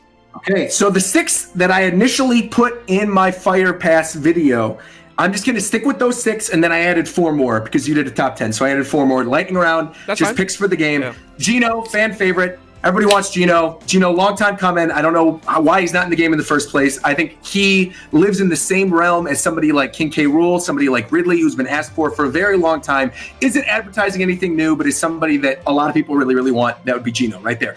2B, if we're talking about an action rep character, you want somebody with parries, you want somebody with long range attacks, short range attacks, whatever. You can go with Dante, you can go with Cosmos. You can have plenty of different choices.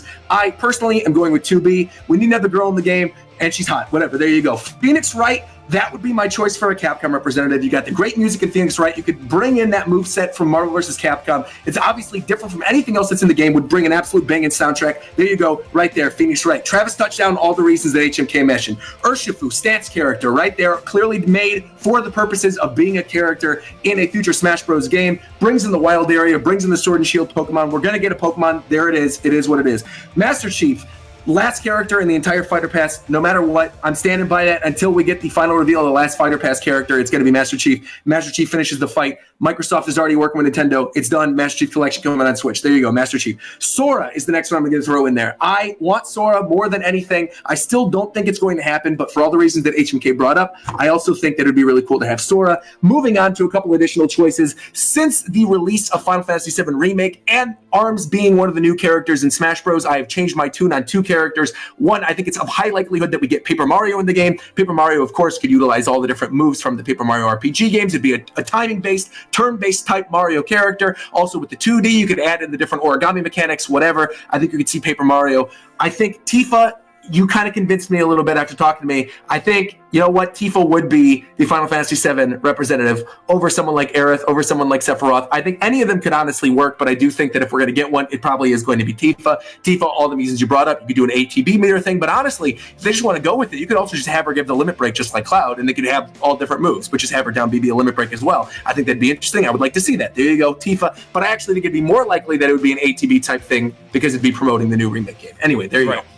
And then finally, Xenoblade, Rex and Pyra, because it's Rex and Pyra. That's it. Now, for 2 crazy out there, never, ever, ever going to happen in a million years choices, but things that I think would make people upset, that's why I want them in the game. 1, I want Big Daddy from BioShock in the game. We're getting the BioShock collection on the Switch. I love BioShock. I've always loved BioShock. BioShock 2, BioShock Infinite, I love all of them. Throw Big Daddy in there with the drill, with the scuba suit. I don't know. Go crazy. Why would people be upset at that, though? I think people would be down for that. I know people would be down for that. I think people would be upset because he was in PlayStation All-Stars Battle Royale. So I think some people would be upset, in which case, I don't care. Whatever, put Big Daddy in the game. And finally, my last crazy out there character, never going to happen. I'm going to throw that out there because I think it'd be a funny joke character. We're getting Burnout Paradise on the Switch. Put a car in Smash Bros. You just drive onto the stage, you hit people with the car, you crash, it'd be funny. Put a car from Burnout Paradise in Smash. There you go, I'm done. You know, I'm just going to say this right now.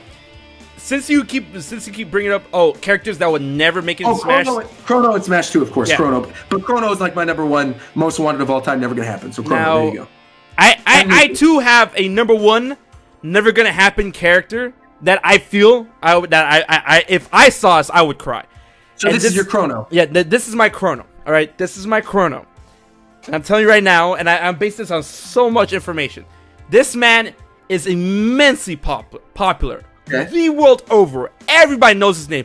Even to the far reaches of every country knows or has seen this man before. Okay. And he has proven his worth time and time and time and time again. And if he actually makes it to Smash, I would go and thank all energies of the 5th dimension. This is my number 1. Never will make it into Smash, but if he does, this is it, guys. Spider-Man. I am completely serious. I am such a... Spider-Man is my hands-down favorite fucking comic book character / hero of all time. And I feel that if out of all comic book characters, Superman, Batman, X-Men, whoever, the Fantastic Four, I don't care. I don't give a fuck. I don't give a flying fuck. If any comic book character had a chance to be in Smash, it's just one. And that one is Spider-Man. Spider-Man.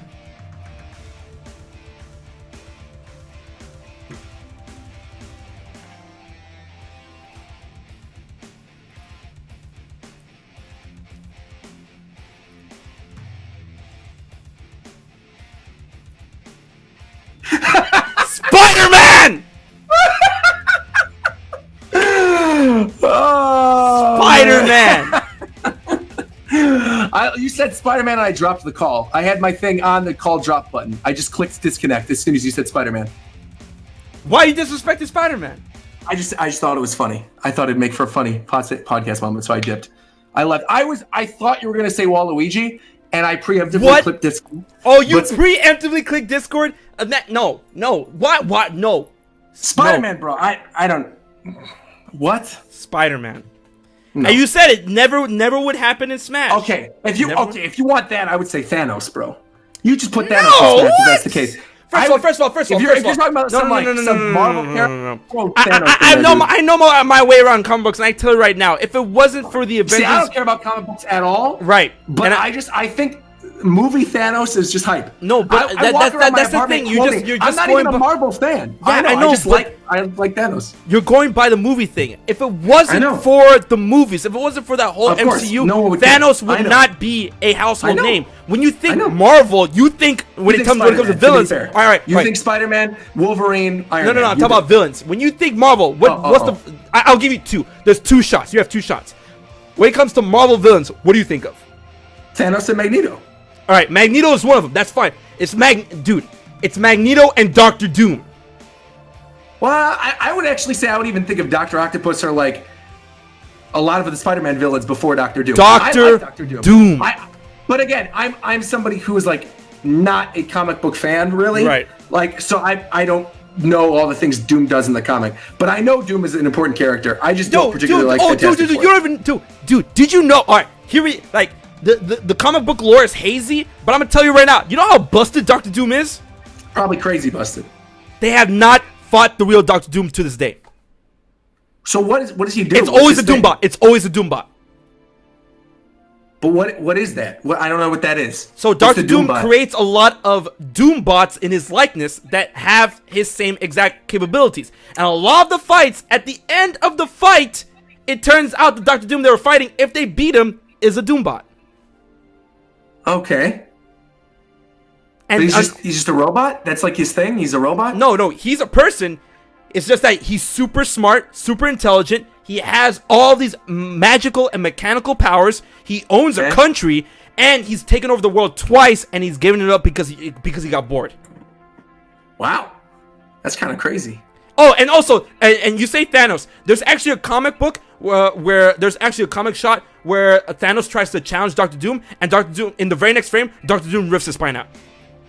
Dang! Wow. Just then and there. I'm gonna look up right now. Doctor Doom kills Thanos. Oh yeah. Oh, he's gonna see. Chat. He's gonna see. Do it. Whoa! What is this? Hold on. Doctor Doom kills Thanos. Whoa! It appears untrue. Yep. I am penance for this indulgence. Yeah. Whoa. What the heck? No, read it. Read it. Wait. Is this? What? Is Doctor Doom wearing white?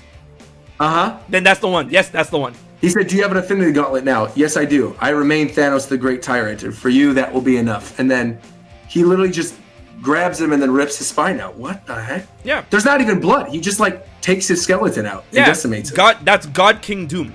How? But what is, like, what's his power? Like, what's he do? What do you mean, what's his power is anything. Anything. He's God King Doom. He's just, like... Yeah. Does he have all the Infinity Stones in him or something? No, how does this work? He has the power of gods. Like, he was able to absorb the power of all godly beings, which include the Living Tribunal, Master Chaos, Master Order, Lord Chaos, the Living Tribunal, and a bunch of other things, right? So, like, he was able to find a way to gain all of that power. And this man is super maniacal. He sacrificed his girlfriend and used her skin to build a better suit of armor. What the heck? Wow. All right, well, shout out to Doctor Doom, I guess. All right, so yeah, no, I just wanted to talk about Doctor Doom a little bit, but no, we're back to Smash. Yeah. So I think we pretty much went over everything. So right, and just so you know, if there's gonna be any comic buffs, including Comic Storian, in my comic section when this goes up on YouTube, I am 3 drinks in, so my knowledge is hazy, but I believe that I'm in the ballpark. So don't flame me. Dang, that's wild though. I never knew that about Doctor Doom. Yeah. So the Rocket Raccoon would be wild, man. Rocket Raccoon and Marvel. Oh man, that was wild. But back to Smash characters and what about it? All the sorts. You know, I just need to say, when it comes to the over-encompass of all the characters that we've seen get in and all the characters that we think could get in, and all the characters that we, want to get in, I really feel that when it comes to characters, Smash Ultimate has its problems. Fix Ultimate Online, hashtag. But Smash Ultimate has its problems, but when it comes to the characters in Smash that are already in the game so far, and the more characters that we're getting in, how can you complain?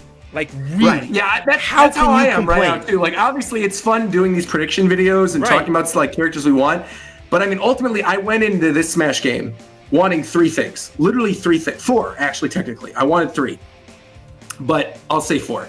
I wanted 3 characters in particular. I wanted King K. Rool, I wanted Isabelle, and I wanted Banjo-Kazooie, and I got all 3 of them. And then the pipe dream was bring back Snake. And they brought back Snake, they brought back all the characters, and they added Isabelle, King K. Rool, and Banjo. So I'm good. I'm literally 100% good. And then they went above and beyond. They gave me things I didn't even know that I wanted. They gave me Joker. I never thought in a million years I would ever get Joker in Smash Bros. I love Persona. I did not think we were going to get Joker. We got Joker. That was crazy. As the first character. I understand there's a lot of people who hated Byleth. For me personally, I love 3 houses. I wanted Byleth in the game. I wanted some type of 3 houses thing. The fact we got that is also crazy, considering everything else and the fact that like there's already so many Fire Emblems. So that's wild to me. I mean, even something like Dragon Quest and Terry, those are characters I didn't really want. And then I got them and I was like, whoa, they're awesome. Maybe not Hero as much as Terry. Terry's really, really fun. Simon Belmont and Richter Belmont. Richter, I thought Richter never in a million years would be in this game. I was like, who knows about Richter? Richter, I love Richter's game. I love Rondo of Blood. that game. Rondo of Blood's incredible. Yep. But I like Richter more than Simon, so I never thought Richter was going to be added. Richter got added. I mean, like, Ridley, on top of Ridley being in the game, too. That's something as a pipe dream, dude. Ridley. So I'm happy. I'm completely content. That's hilarious because we all know about the Castlevania leak that happened. That leaked Simon, right? So a lot of people, when we saw Simon trailer, we were like, "Oh, Simon made it in. Okay, cool. My boy Simon. The hype was kind of gone because he got leaked, right?" But let me tell you the amount of people. I saw the fire and I went Richter. Yeah, exactly. People popped off when I saw Richter. I popped off, and I'm like, Rick, because no one saw Richter coming. People saw Simon coming. It's like, all right, we got Simon, and then Richter showed up. I'm like, Richter. I'm like, Rondo of Blood. Man, I know, man. I know. And Rondo of Blood's got amazing music, so yeah. Yeah, so I'm good. I am good. Even with some of the Echo fighters, with like Chrom and Dark Samus and stuff, like what? Yo, Ken, let's get it, man. Ken? Yeah, Ken's a good choice. Man. Now, I'm happy. When you said the 3 characters that you really, really wanted, when you said King K. Rool, Isabelle, and Banjo, that was the same for me, but I love Isabelle, but swap Isabelle with Ridley. So when I got Ridley, King K. Rool, and Banjo, I was like, see, because to me, I'm going by that initial trailer when we got like everyone is here with all the characters coming back and Ridley. Like I kind of assumed Ridley was going to be in this game from like day one. I was like, Ridley's going to be in this game. So of course I wanted Ridley. I'm a huge Metroid fan, but I was like, he's going to be in this. But K. Rool seemed like something that was never going to happen.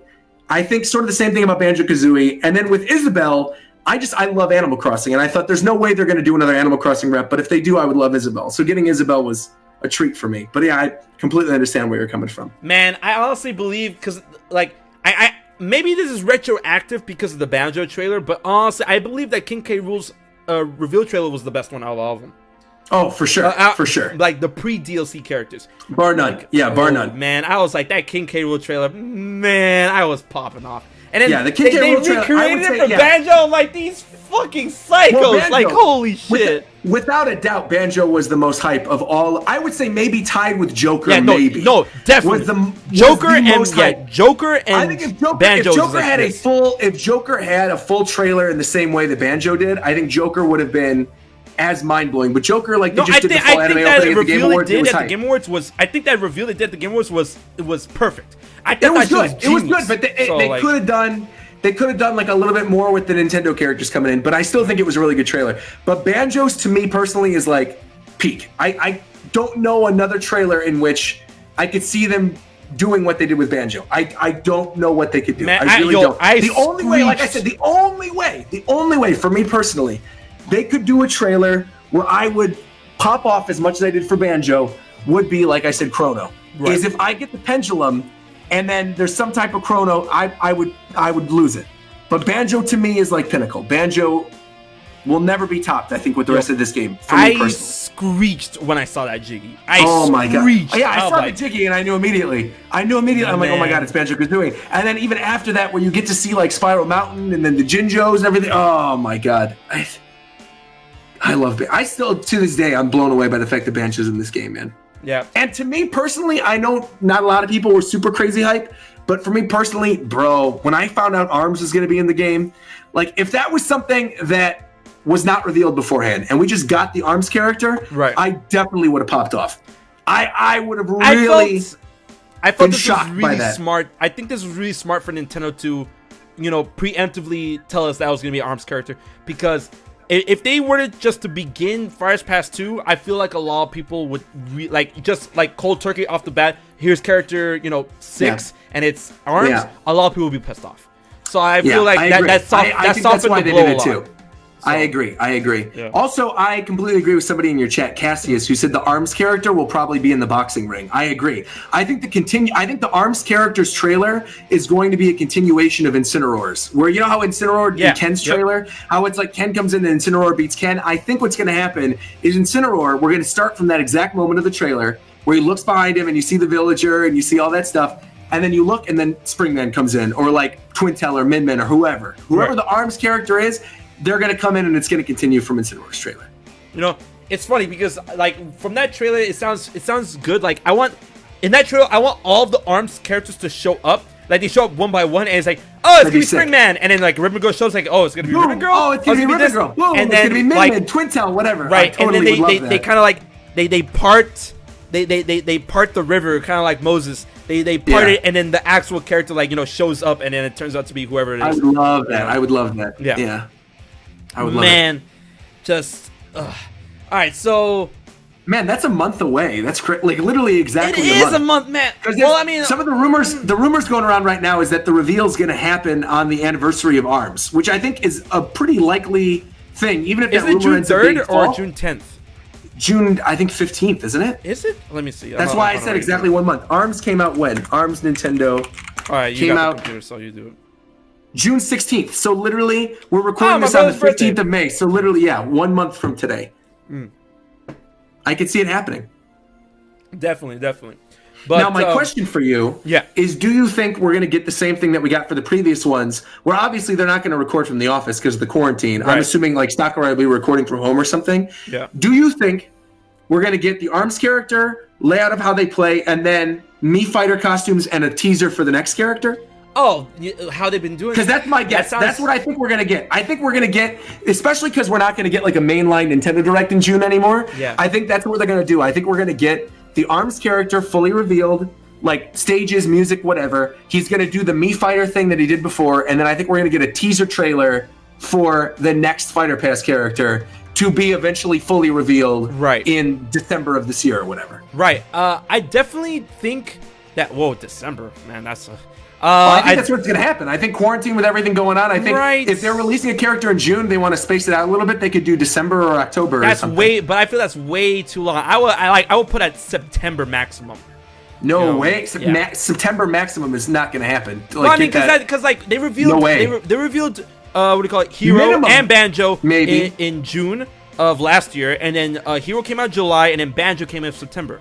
So but this is a whole different situation. I know, I know, but man, that's maybe October, but no way. Yeah, I think October would be safe. October, October I think is probably likely. Now so when it comes to the reveal of the ARMS character, like the breakdown, like you said, it's gonna be very hard for Sakurai to I wouldn't say it's hard, but given the situation, I don't know if Sakurai is gonna go out of his home to go to a place to record. No, I don't think so either. I think they'd film it in his house. Right, and do you think Sakurai would Sakurai and then Japan for that matter will allow people to come to his house and do all that? Sure. All you need, he could do it as like a Zoom thing. If he really wanted to. Oh, okay, yeah, he could record the gameplay, show it off, and literally do it from his computer in his house. Right, okay. And I actually think Sakurai, I could literally envision it now. I could see Sakurai in his home office, and you've got his cat that he always takes pictures of, him showing off his cat and being like, I've been spending my time at home playing with my cat and playing Smash Bros. And developing the new character. I mean, I think he would do a lot of really funny stuff to make it feel like inviting. Yeah, but I think he could do that. But then he would have to, like, you know, we've seen glimpses of Sakurai's other home where, like, all of his consoles are, like, jacked the fuck into his TV. Yeah, but that's of course. But that's the thing, you know, he will have to formulate that around in order to, like, that's what I want to know. Is he going to capture footage from his house? Is the capture footage going to be, like, that's the thing. Like, does he have the equipment to capture? He's plays Sakurai, at home. I'm sure he does. I'm sure he does. Yeah, he's Sakurai. He plays and tests at home. Does he capture from home? I don't know. I'm sure he's got some way of capture. He probably has access to like dev units that could just record directly into the computer. I mean, like he could do it. He doesn't even need a capture unit. He literally probably has a dev unit at his house that goes into his computer that he could just stream from. I mean, it's not like he doesn't need anything else, you know? Right. I know. I feel that, but I mean, like, you know, like I was making the argument of like the whole home versus office versus home type thing. You know what I mean? Yeah. Yeah. So I mean, he just did an interview about working from home. Yeah. He just did one last month. Right. Where he was talking about like getting a new recording setup and things. So I'm sure he's fine. Yeah. You know, he would want to like, you know, debug and test from home. So yeah. Yeah. Yeah. Okay. So yeah. No. Also, yeah. I definitely see that happening. Then I do. Yeah. But for the last portion of this talk, of, you know, before the fifth dimension fades off from us, yes. we need to cycle back to Sora. All right. Okay. And you've made your piece clear, and it's something that, you know, I don't agree with, but I respect. You know, but at the same time, fair enough. I don't want to talk too much about Sora's potential of getting in, but I want to talk about Sora's potential being in Smash. If you were to get into Smash, like, you know, how would that change up, you know, other characters in Smash? How would he fight? You know, what would be included? All of that stuff. I don't really want to talk about, like, because we already talked about of him, like, oh, could he get into Smash? Here's my part, there's your part. But, like, if you were to be in Smash, I really truly feel that, you know, you made the really good point that Master Chief, as the final character to Smash, finishes the fight, and I'm like, damn, that's a really good point. Yeah. But I, you know, personally, not only as a fan, but as someone who looks at the industry of entertainment, I feel that Sora, as the last character, the last DLC, the end-all be-all character to Smash Ultimate, will be like the final marriage behind titans of entertainment that, you know, can only be achieved in a game like Super Smash Bros. Ultimate. Nintendo's Mario versus Disney's Sora. You know, that will be like the final encompass of everything that has been leading up to this, you know, whole deal with entertainment and all that stuff. And the fact that Super Smash Bros. Is a game at its core that marries many worlds of gaming in general, just many worlds in general, to bring together into one game, Super Smash Bros. I feel that Sora embodies that nature, embodies that strife, embodies that whole core of, you know, having so many worlds brought together in their own game to be in Smash. That's what Kingdom Hearts is all about, and I feel that's like the perfect, you know, the perfect spice to finally put into the stew that is Super Smash Bros. Do you get what I'm trying to say? I get what you're saying. I think Sora would like make waves in the same way that Master Chief did. Yeah. I just think it's gonna happen. I have no faith in it at all. And I'd be stoked, and I would love it, and I'd be popping off during the trailer. There's no convincing me. Like okay, here's a cool. Then that was a lost thought later. I want to ask you this though. Right. I want to ask you this. Right. Is assuming he gets in, what would you make his stage? Because it can't be anything Disney related. Would it be Twilight Town or Traverse Town? No. Scarlet Adkylum. Oh, okay. Easy. Really? Oh, easy. Kingdom Hearts actually appears there. Why would you say that though? Because Kingdom Hearts actually appears there, and it's Kingdom Hearts. That's kind of like a late game Kingdom Hearts 3 spoiler though. I feel like, do you the really game's think been they would out choose for more that than a year? I don't know, man. I don't think it will. Over Destiny Islands, over Twilight Town and Traverse Town. Look, really? Yes, really. I understand where you're coming from. Like the Kingdom Hearts is there. I get it. Like I understand the story significance of it, and I agree. I think it would be a good choice. Right. But that's just shocking that of all the locations in Kingdom Hearts, you think that would be the one. Well, like if you want to write that off and say no, then I have another pick for you. And once again, it's still not Destiny Islands. I understand Destiny Islands. I'm just surprised. Right. I'm not saying no. That seems valid. You know, Right. I would not have chosen that. Yeah. When it comes to Destiny Islands, I understand the story significance, but I understand the story significance, but I don't understand the infatuation where everyone's like, oh, when we didn't go back to Destiny Islands, we literally spent one game exploring that area as like. We didn't go back. That's literally the end of Kingdom Hearts 3. They're all chilling in Destiny Islands. What are you talking about? Yeah, they're all chilling there, but we don't explore it. Like, we don't need to. Like, that's fine. We don't need to. Like that's because that's the point. I don't know why everyone wants to go back there when in the beginning of the game they were trying to get off that island, and it was obviously for a reason because it was small. They want to explore other worlds. So I don't know. I understand why people are so infatuated with Destiny Islands. Twilight Town, I understand that. But the thing is, you know, I love the world. After a while, the palette gets really boring because it's Twilight. You know, Traverse Town. I see that happening more than Twilight Town. But if it's not Skull Ad Kylum, I would have it at the world that never was. And why? Because once again, Kingdom Hearts is there. So you know, I would want a stage where Kingdom Hearts actually appears. So that's why like, Skull Ad Kylum, or either Skull Ad Kylum or the world that never was. The Keyblade Graveyard, maybe at the point where Kingdom Hearts already appeared, because when it doesn't, once again, the palette is boring.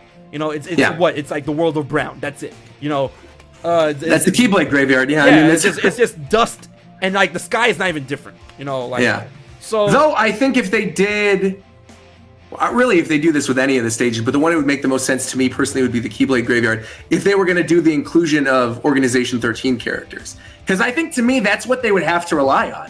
Right. Because if you can't use Donald and Goofy and Mickey, of course, right, you need to have some type of other spirits or cameos or whatever in the same way they did for the King of Fighters stage. No, I think to me, the background cameos would all, like the background cameos would all be Organization 13 to me. I think you could just go through all of them. I have this all planned out for you, brother, man. Because, like, of course, they're not going to be able to use Mickey, Donald, and Goofy, and they don't need to because Kingdom Hearts has already enough original characters. In either Skull Ad Kylum or The World Never Was, I'm going to go with Skull Ad Kylum. In Skull Ad Kylum, it will be a stage where you go from place to place to place, and every time you drop down, you would see a different Guardian of Light fighting against a different organization member in the background. I like that a lot. Right? So I mean, like, we got that.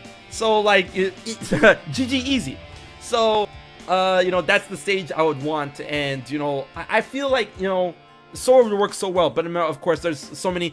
There's people that don't believe, which is understandable, and then there's detractors, which I'm like, man. But when it comes to not believing, this is the question I pose to you. Like you say you don't have it, you don't have enough proof, you don't believe. What does it take for me to, like, you're not convinced? What does it take for me to convince you? I've worked for Disney before in the past. There's nothing. There's literally nothing. Having worked for that company, there is absolutely, positively nothing you could do to convince me that I think it's going to happen. I want it. Again, I want it. I can tell you one thing. I'm not writing off all your. You have very valid points with you believing, and that's awesome. And I'm glad you're keeping the faith. But there is not a single thing, because someone needs to keep the faith. Honestly, someone does. But there's not a single thing you can do to convince me. I have one thing when you say barring Nomura saying I had a conversation with Sakurai. No. That's not it. Because you know, I have a bit. You know, I've worked with various companies before, and I have like the Moxie and stuff. And that here's the thing, you know, because I know you worked for Disney before, but that's here's the thing.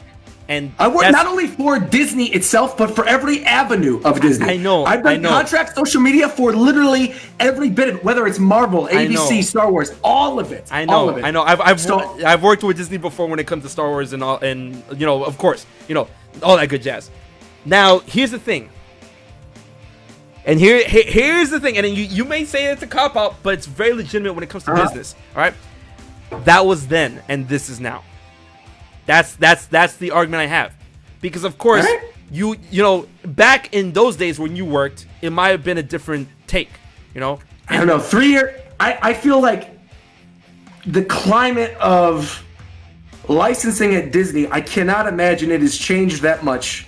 I believe 2017. I believe it has. I believe it has, because you know, we have to take into account the whole spiel with the Star Wars license. We have to take into account the fact that, you know, Disney wants to license. Spiel? That's a whole nother topic of conversation. Though Star Wars is completely different. I know, but I'm talking about licensing and business and them. Yeah, but Star Wars, Marvel, and Kingdom Hearts are all very separate entities. Like Kingdom Hearts, same time, I don't know if anybody has shifted in terms of leadership from who is there now and who was there before at either Disney in Glendale or Disney in Japan. I don't know. I have no idea. Or studios in Burbank. I have no idea.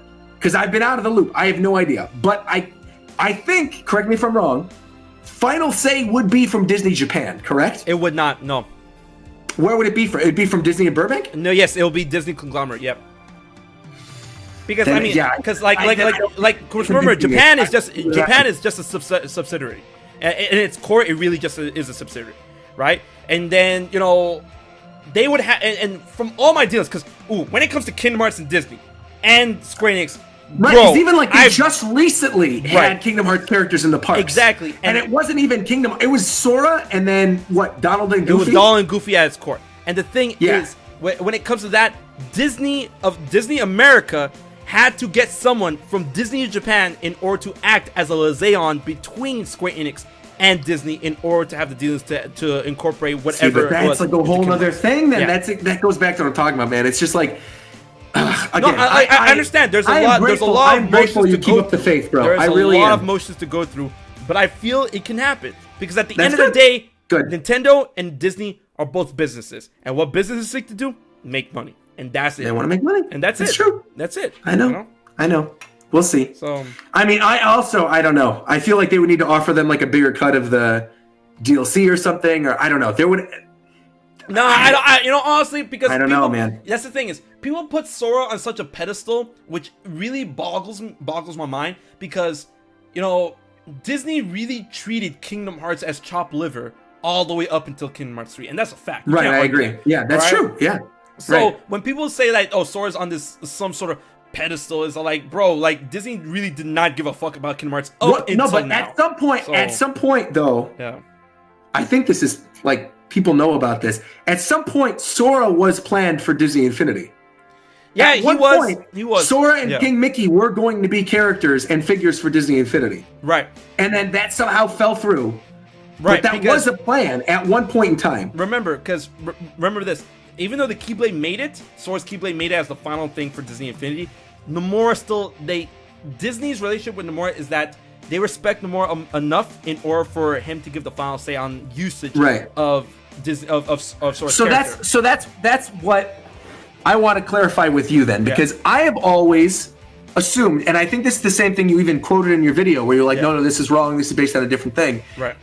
It is that, and I know you can correct me, that Disney really owns everything. Yes. And that Square technically owns the rights to the character, well, technically Nomura, but through Square, owns the rights to Sora and Riku and all the character designs, correct? No, that's not correct. So who owns the character designs?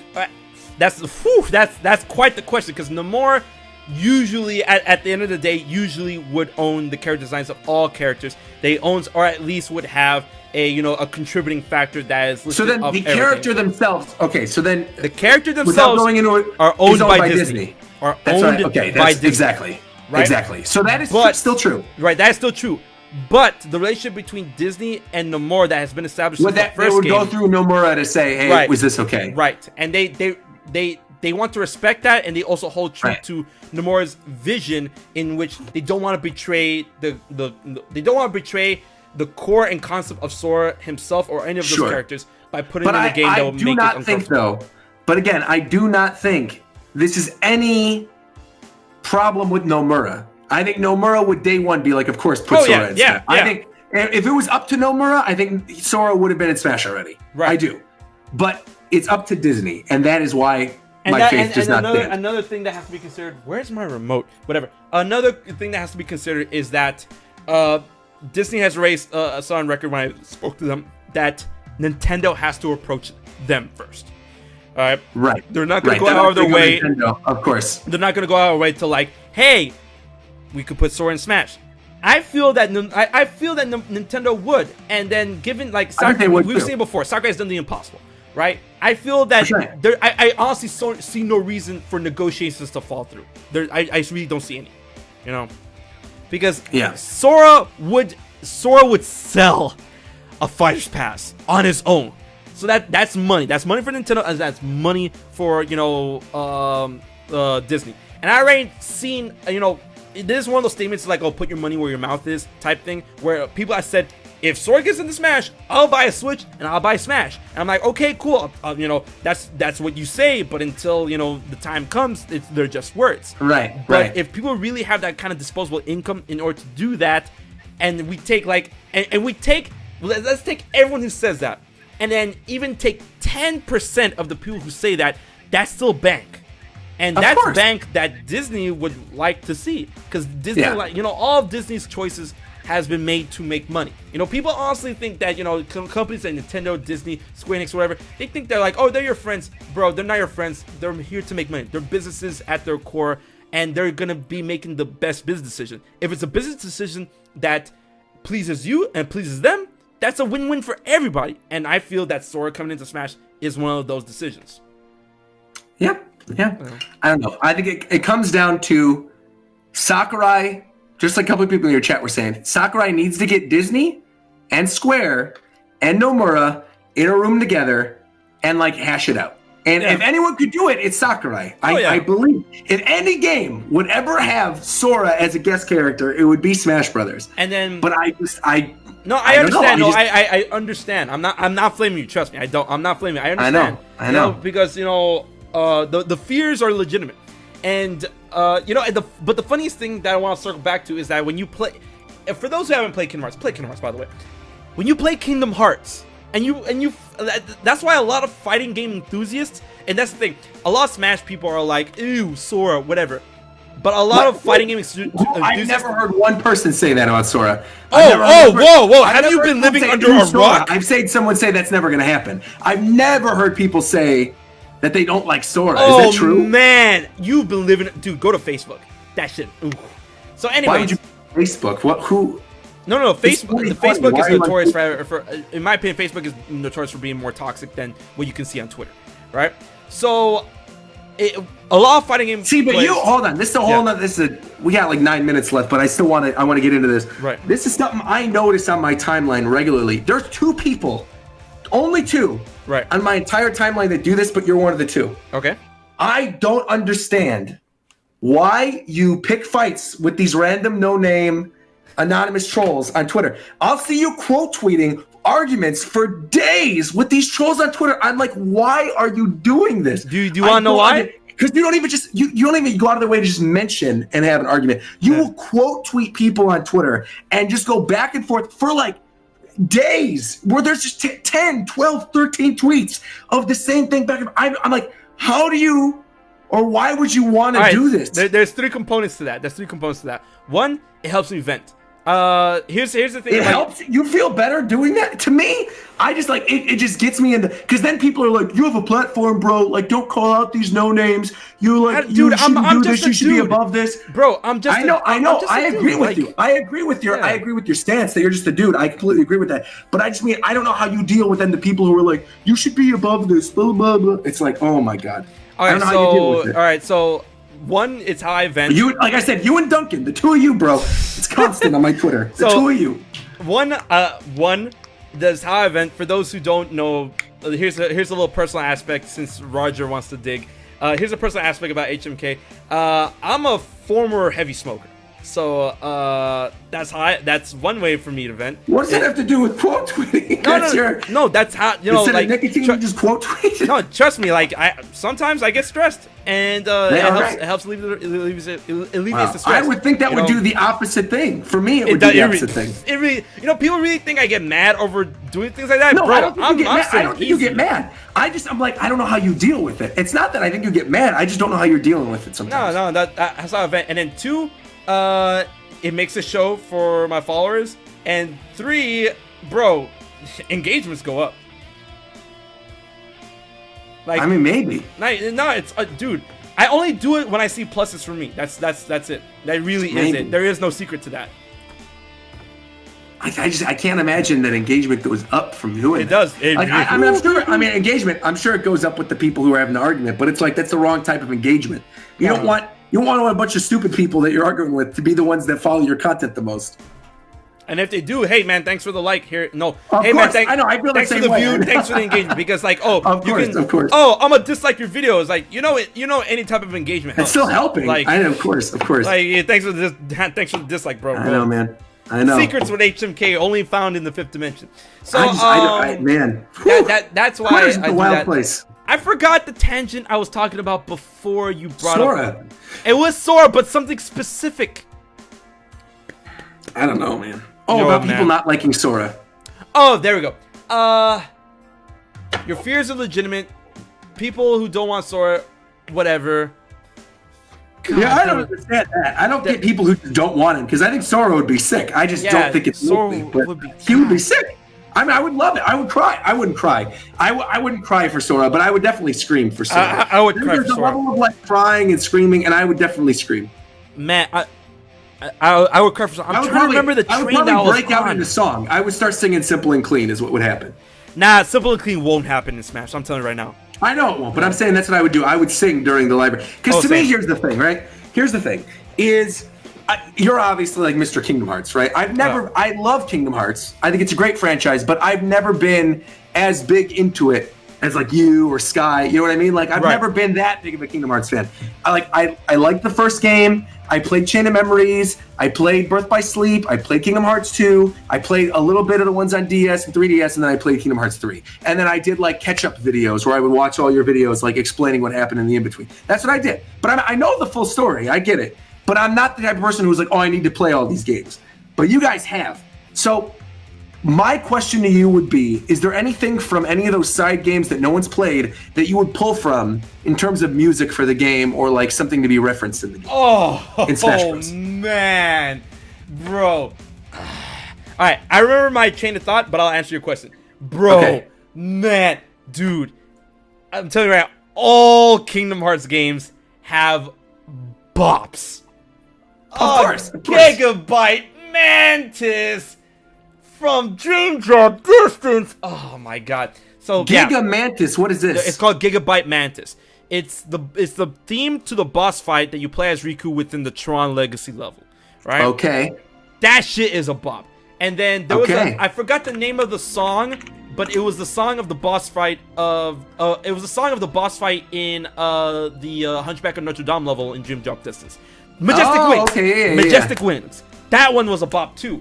And then, bro, Dream Drop Distance introduced Young Xehanort. Sure, it remixed Dark Impetus, which is from Birth by Sleep.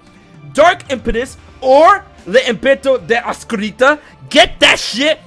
And, bro, nah, man, you're talking about the music. one song I want. If there's one song that could get in, if I could choose one song from any Kingdom Hearts game, it'd be the song that plays when you fight Young Xehanort. Who else? It's like Ansem and then the other dude from Kingdom Hearts 3. Okay. When you fight the three of them. Right. So that's a compilation of their three themes. And I know, but what is that? What is the name of that song? Oh, Oscurita de Xehanort. How do you spell that? Oscurita, which is Oscurita, and then D-E, and then Xehanort.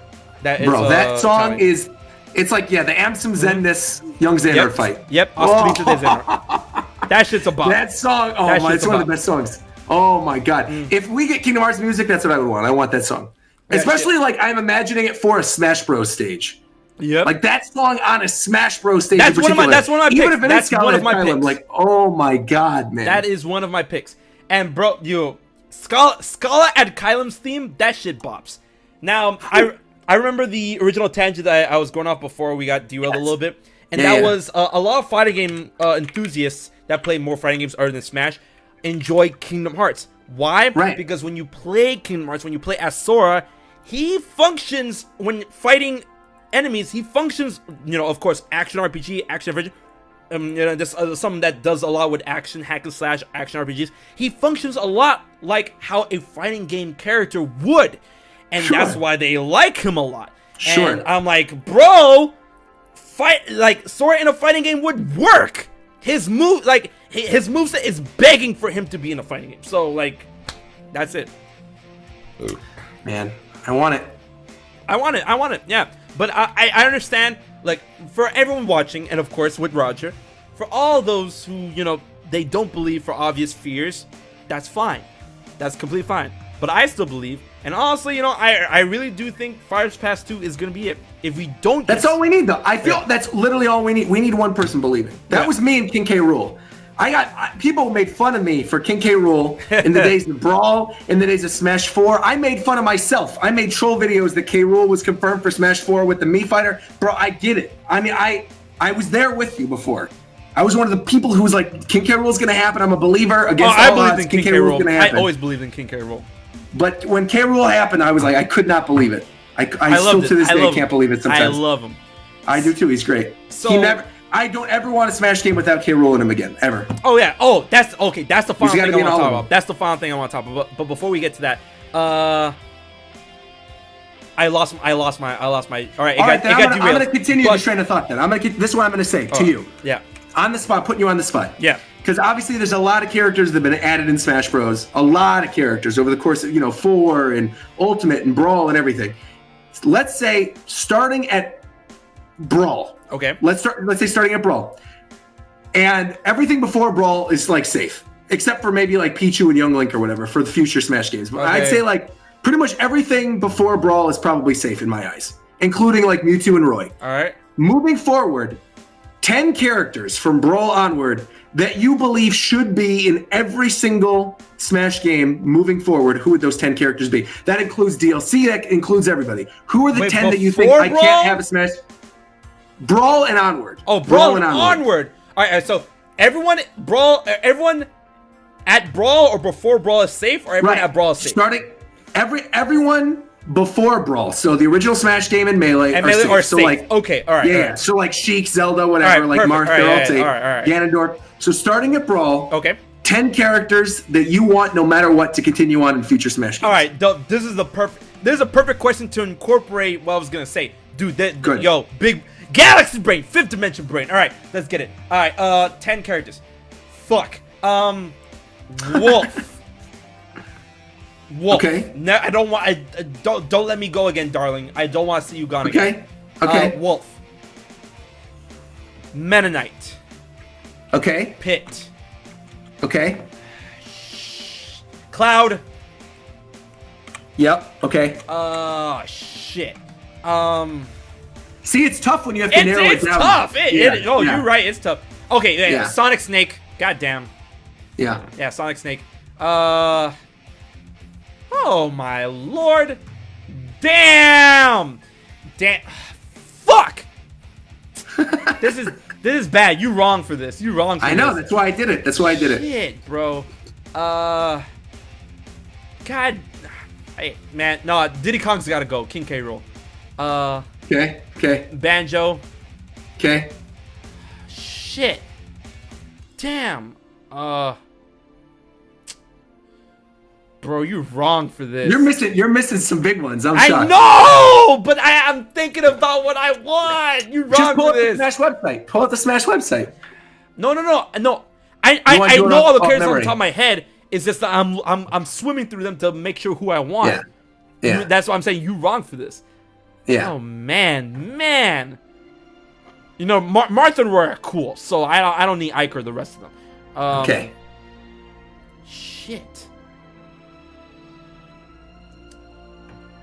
You're wrong for this. I've thought about this a lot. Oh, Shulk, let's go. I was doing a...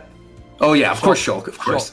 I like that the one finger you still have up is your middle finger. Oh, that was on purpose. That was not on purpose.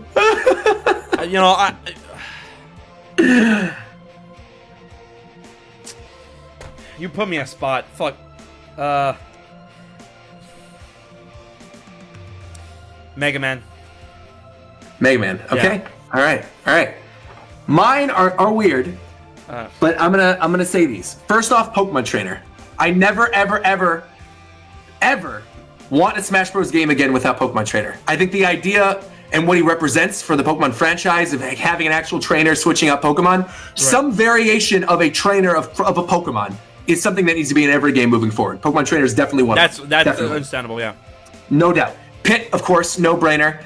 Got to have somebody representing the Kid Icarus franchise. I think Palutena, Dark Pit, whatever, they can go. It's fine. Palutena especially, I think could go. I hate Palutena. But Pit, I like Palutena as a character, but I just don't like her in Smash. Pit, gotta stay. Pit's gotta stay.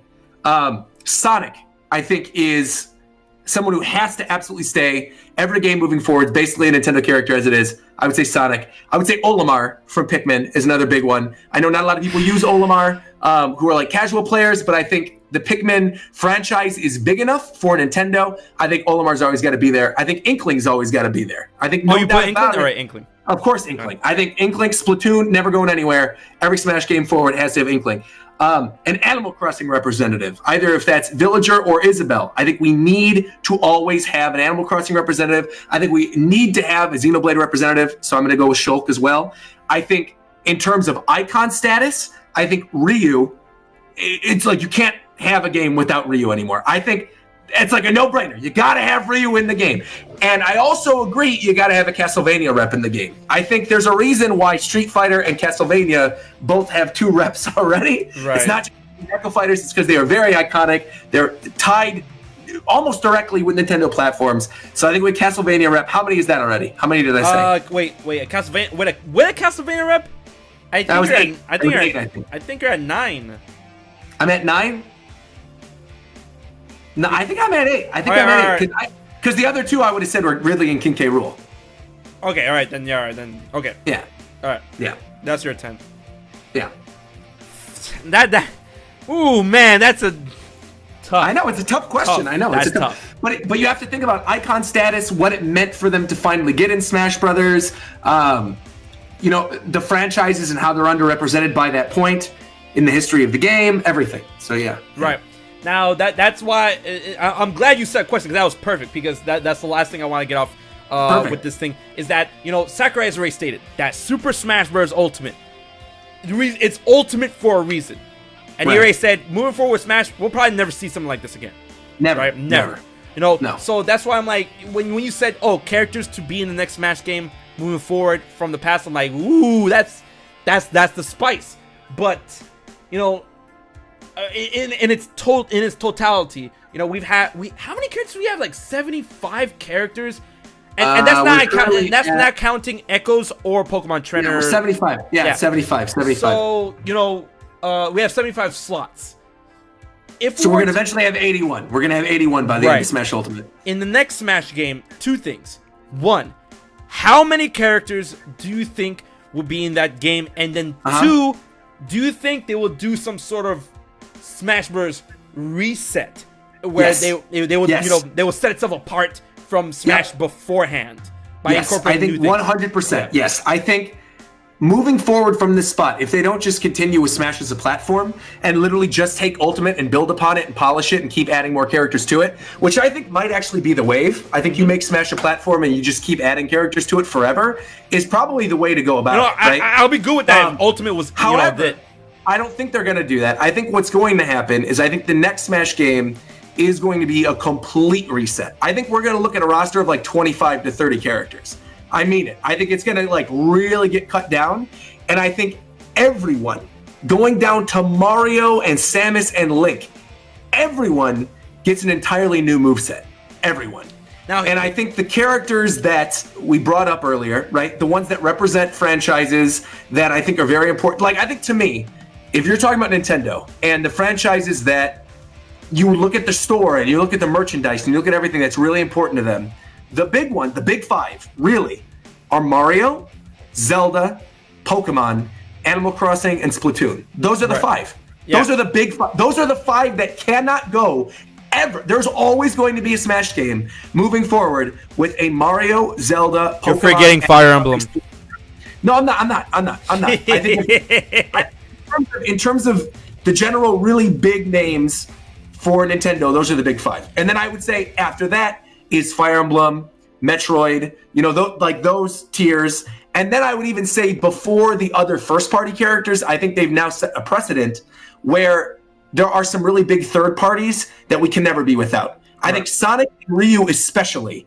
Sonic and Ryu cannot go anywhere, ever. Those 2 characters need to be in every Smash game moving forward. So then it's building upon that, right? And so when I said, oh, they're going to save some characters for future games, right? What I mean by that is maybe the next game, the Xenoblade rep is Rex and Pyra. Maybe the next game, they represent a new franchise with Astral Chain or something. They do something completely different. But I think they need to still save some first-party characters or even third-party characters that have become popular since Ultimate for that next game. But I think the next game overall is going to be a complete reboot. Now, Kirby, I would say with Sabis, I would say Kirby is above in terms of like Nintendo merchandising. I would say Kirby and Pikmin are on the same level. Right. I would say Kirby and Pikmin are like right above Metroid and Fire Emblem. Now, but I would say that Fire Emblem is a bigger deal nowadays than Kirby or Pikmin is, in my opinion. I would say Fire Emblem has actually become a bigger deal for Nintendo. Now, here's the thing I want to ask you. Big five with Splatoon, Animal Crossing, Pokemon, Zelda, Mario. I mean, those are the big five no matter what. There's no debating it. There's no argument. Those are the five. When it comes to specific series, I saw a very interesting post that made a lot of sense if we were to get like a type of reset reboot for Smash after Ultimate. Right. How would you, and of course the chat, feel about, you know, if they were to reboot and then shred down the character listing of Super Smash Bros. After Ultimate? Sure. How would you feel if they took the Dissidia route, where for each specific property, like Mario, Zelda, one hero, one villain, and that's I love it. I love it. In fact, I would really like that. I like the idea of like one hero, one villain. I do. I really, really like that. The only issue that comes up there is that what classifies the franchise, right? Because if they do that, right, I could see Nintendo cheating around it for more Mario characters, right? Because obviously Donkey Kong is its own franchise. Because I think to me, they would make Luigi's Mansion its own thing, and they would do like King Boo as the villain or something, and they would have Luigi in there too. They would. I know it's BS, but I think that's what they would do. I think that's what they would do. And then you get like Samus and Ridley for Metroid. You get Mario and Bowser for. See, but then I feel like there's no way they wouldn't include Peach. I feel like Peach would have to be included. So I can that see brings her up a whole other debate of like. I can see her getting cut. Really. I don't know. Like it's Mario Bowser. You know, and like, what about Luigi? Luigi is second best. That's what Luigi is. You know, like Mario Bowser. Luigi could be a palette. Luigi could be a palette. To me, the core. I would bring it down to this. I think for most franchises, a hero and a villain, right? Or a one-off character. I'm cool with that. But I think for Mario and for Zelda, I don't think forevermore, will there be a Smash game without Mario, Peach, Bowser, and without Link, Zelda, Ganondorf? There's not. Okay. Ever. I got one for you. There will always be those three from those two platforms. I got one for you then. All right. Mario Bowser, Link Ganondorf, and then the next Smash game brings in assists, and then Peach is Mario's assist, Zelda is Link's assist. Oh, you mean assist as in part of their moveset assist? Yeah. Whoo! Now that would be sick. Bowser Jr. would be a Bowser assist. That'd be cool. I like that. I like that a lot. So that's why you like they're not characters, but they're still represented in the game. Like I like that. I mean, that's cool. Yeah. That's really, really cool. I like that. And then like Donkey Kong, there you go, baby. Donkey Kong, King K. Rool, Diddy Kong's an assist. Of course, Diddy Kong. Kremlins are like. I like it. I like it. I like it a lot. Yeah. You get the Space Pirates with Ridley, and then Samus with with like the baby Metroid and stuff. That'd be sick. In fact, that'd be. Oh man, you get Samus and then the baby Metroids are assist that flies out and sucks in people's faces. Yo, that'd be sick. And then how about you have a list of assists depending on the series? Oh man, that'd be clean. I love that. Right there. You don't sacrifice everything, but then you shred down the roster. I love that. Oh. I love that. I like that a lot, actually. Yeah. Sure. But at the end of the day, we are gonna see some like Sakurai has already planted the seeds. Ultimate, he said that this DLC Fighters Pass is going to be the last, but he's gone back on his word before. So I honestly, with a game like Ultimate, it came out in 2018, and with Fighters Pass 2, the longevity of the game has been extended to 2021, and I honestly see, he says there's not gonna be a Fighters Pass 3. I honestly see. I see it happen. I know. I kind of feel like it might happen too. I think here's my big brain prediction. I think if we end Fighter Pass 2 with Sora and Master Chief, or like a character like that, if we end with like a Sora or a Master Chief, there will not be a Fighter Pass 3. But I think if we don't, and we have like another Byleth situation with like a Pokemon or something, we're getting a Fighter Pass 3. Right. Yeah, that's my guess. Because, I mean, like, the fact that, Byleth ended off at number 75, it seemed too perfect. And they were like, oh, yeah, Fire's Pass 1. And it was really up in the air if we were going to get a Wave 2. And they confirmed it, like, Wave 2 with 6 people. I'm like, oh, that's dope. And honestly, Nintendo, at the end of the day, it's a business. Nintendo wants to make money. I really do see a Fighter's Pass 3 happening. Because ending off on a 2 seems kind of awky to me. And like 3 is a nice number. To me, 3 is a nice number to end off with DLC, Fighter's Pass, and whatever. And it will help bring the longevity of the game more. But at the same time, man, fix the online, please. That's like, it'll get more people to play. I love your Dissidia idea though for the next game with like assist or something where you got like a Inkling and Octoling. Oh man. Oh man, that would be sick. Oh man, yo, that's an idea. You could do something, with like a Pokemon. Oh man, or like with Pokemon, that'd be a wild one because you could do so many different Pokemon as the trainer's assist and have the trainer be the main character, and it's constantly switching between, like kind of like Pokken, like. Yeah. Where the trainer's commanding the Pokemon, and you could switch out between all these different Pokemon. But then like the villain representative for Pokemon would either be Mewtwo or would be like one of the old villains of the Pokemon series, Giovanni, or like a champion or something. Like Giovanni would be clean, bro. Giovanni using like armored Mewtwo. Oh my god, that'd be sick. That would be so sick. Or like end with Reshiram and Zekrom and stuff would be really cool. Oh my god, yo. Don't do that. Don't do that. Oh. Yo, Nintendo, you listening? That would be really, really cool. I love it. Oh my god. But I honestly think that could be a glimpse into the future.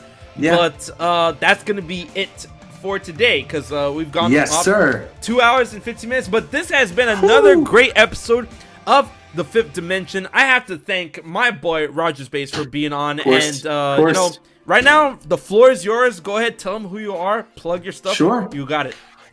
Yeah, you guys can find me if you like Zelda and Mario and Pokemon and any kind of Nintendo content. You can find me on YouTube, on Twitter, on Twitch, and on Instagram as RogersBase, RogersBase.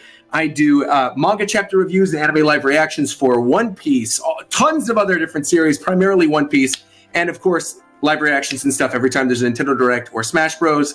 I also do playthroughs of multiple different games. I just finished Sakura Wars. We're going to get into Xenoblade later this month. So, you like video games, you like Nintendo, you like anime, you like manga, you come to the right place. I scream a lot. So that's my Bronzer age. That's a good way to describe me. I scream a lot. So, follow me there. Thanks for having me. As always, HMK, always a pleasure. Oh, man, and, always. Yeah. All right, man. The world ends with you, man. No, the world begins with you. That's right. That's right. So, guys, thank you so much for joining us with The Fifth Dimension. And always note that The Fifth Dimension will be going live every Friday at 5 p.m. Pacific Standard Time. And every episode will be uploaded to YouTube the day afterwards on Saturday. And until the next deep dive into The Fifth Dimension, keep it here at HMK. This has been HMK and RogersBase. And we will check you guys later. Neku for Smash. Oh boy.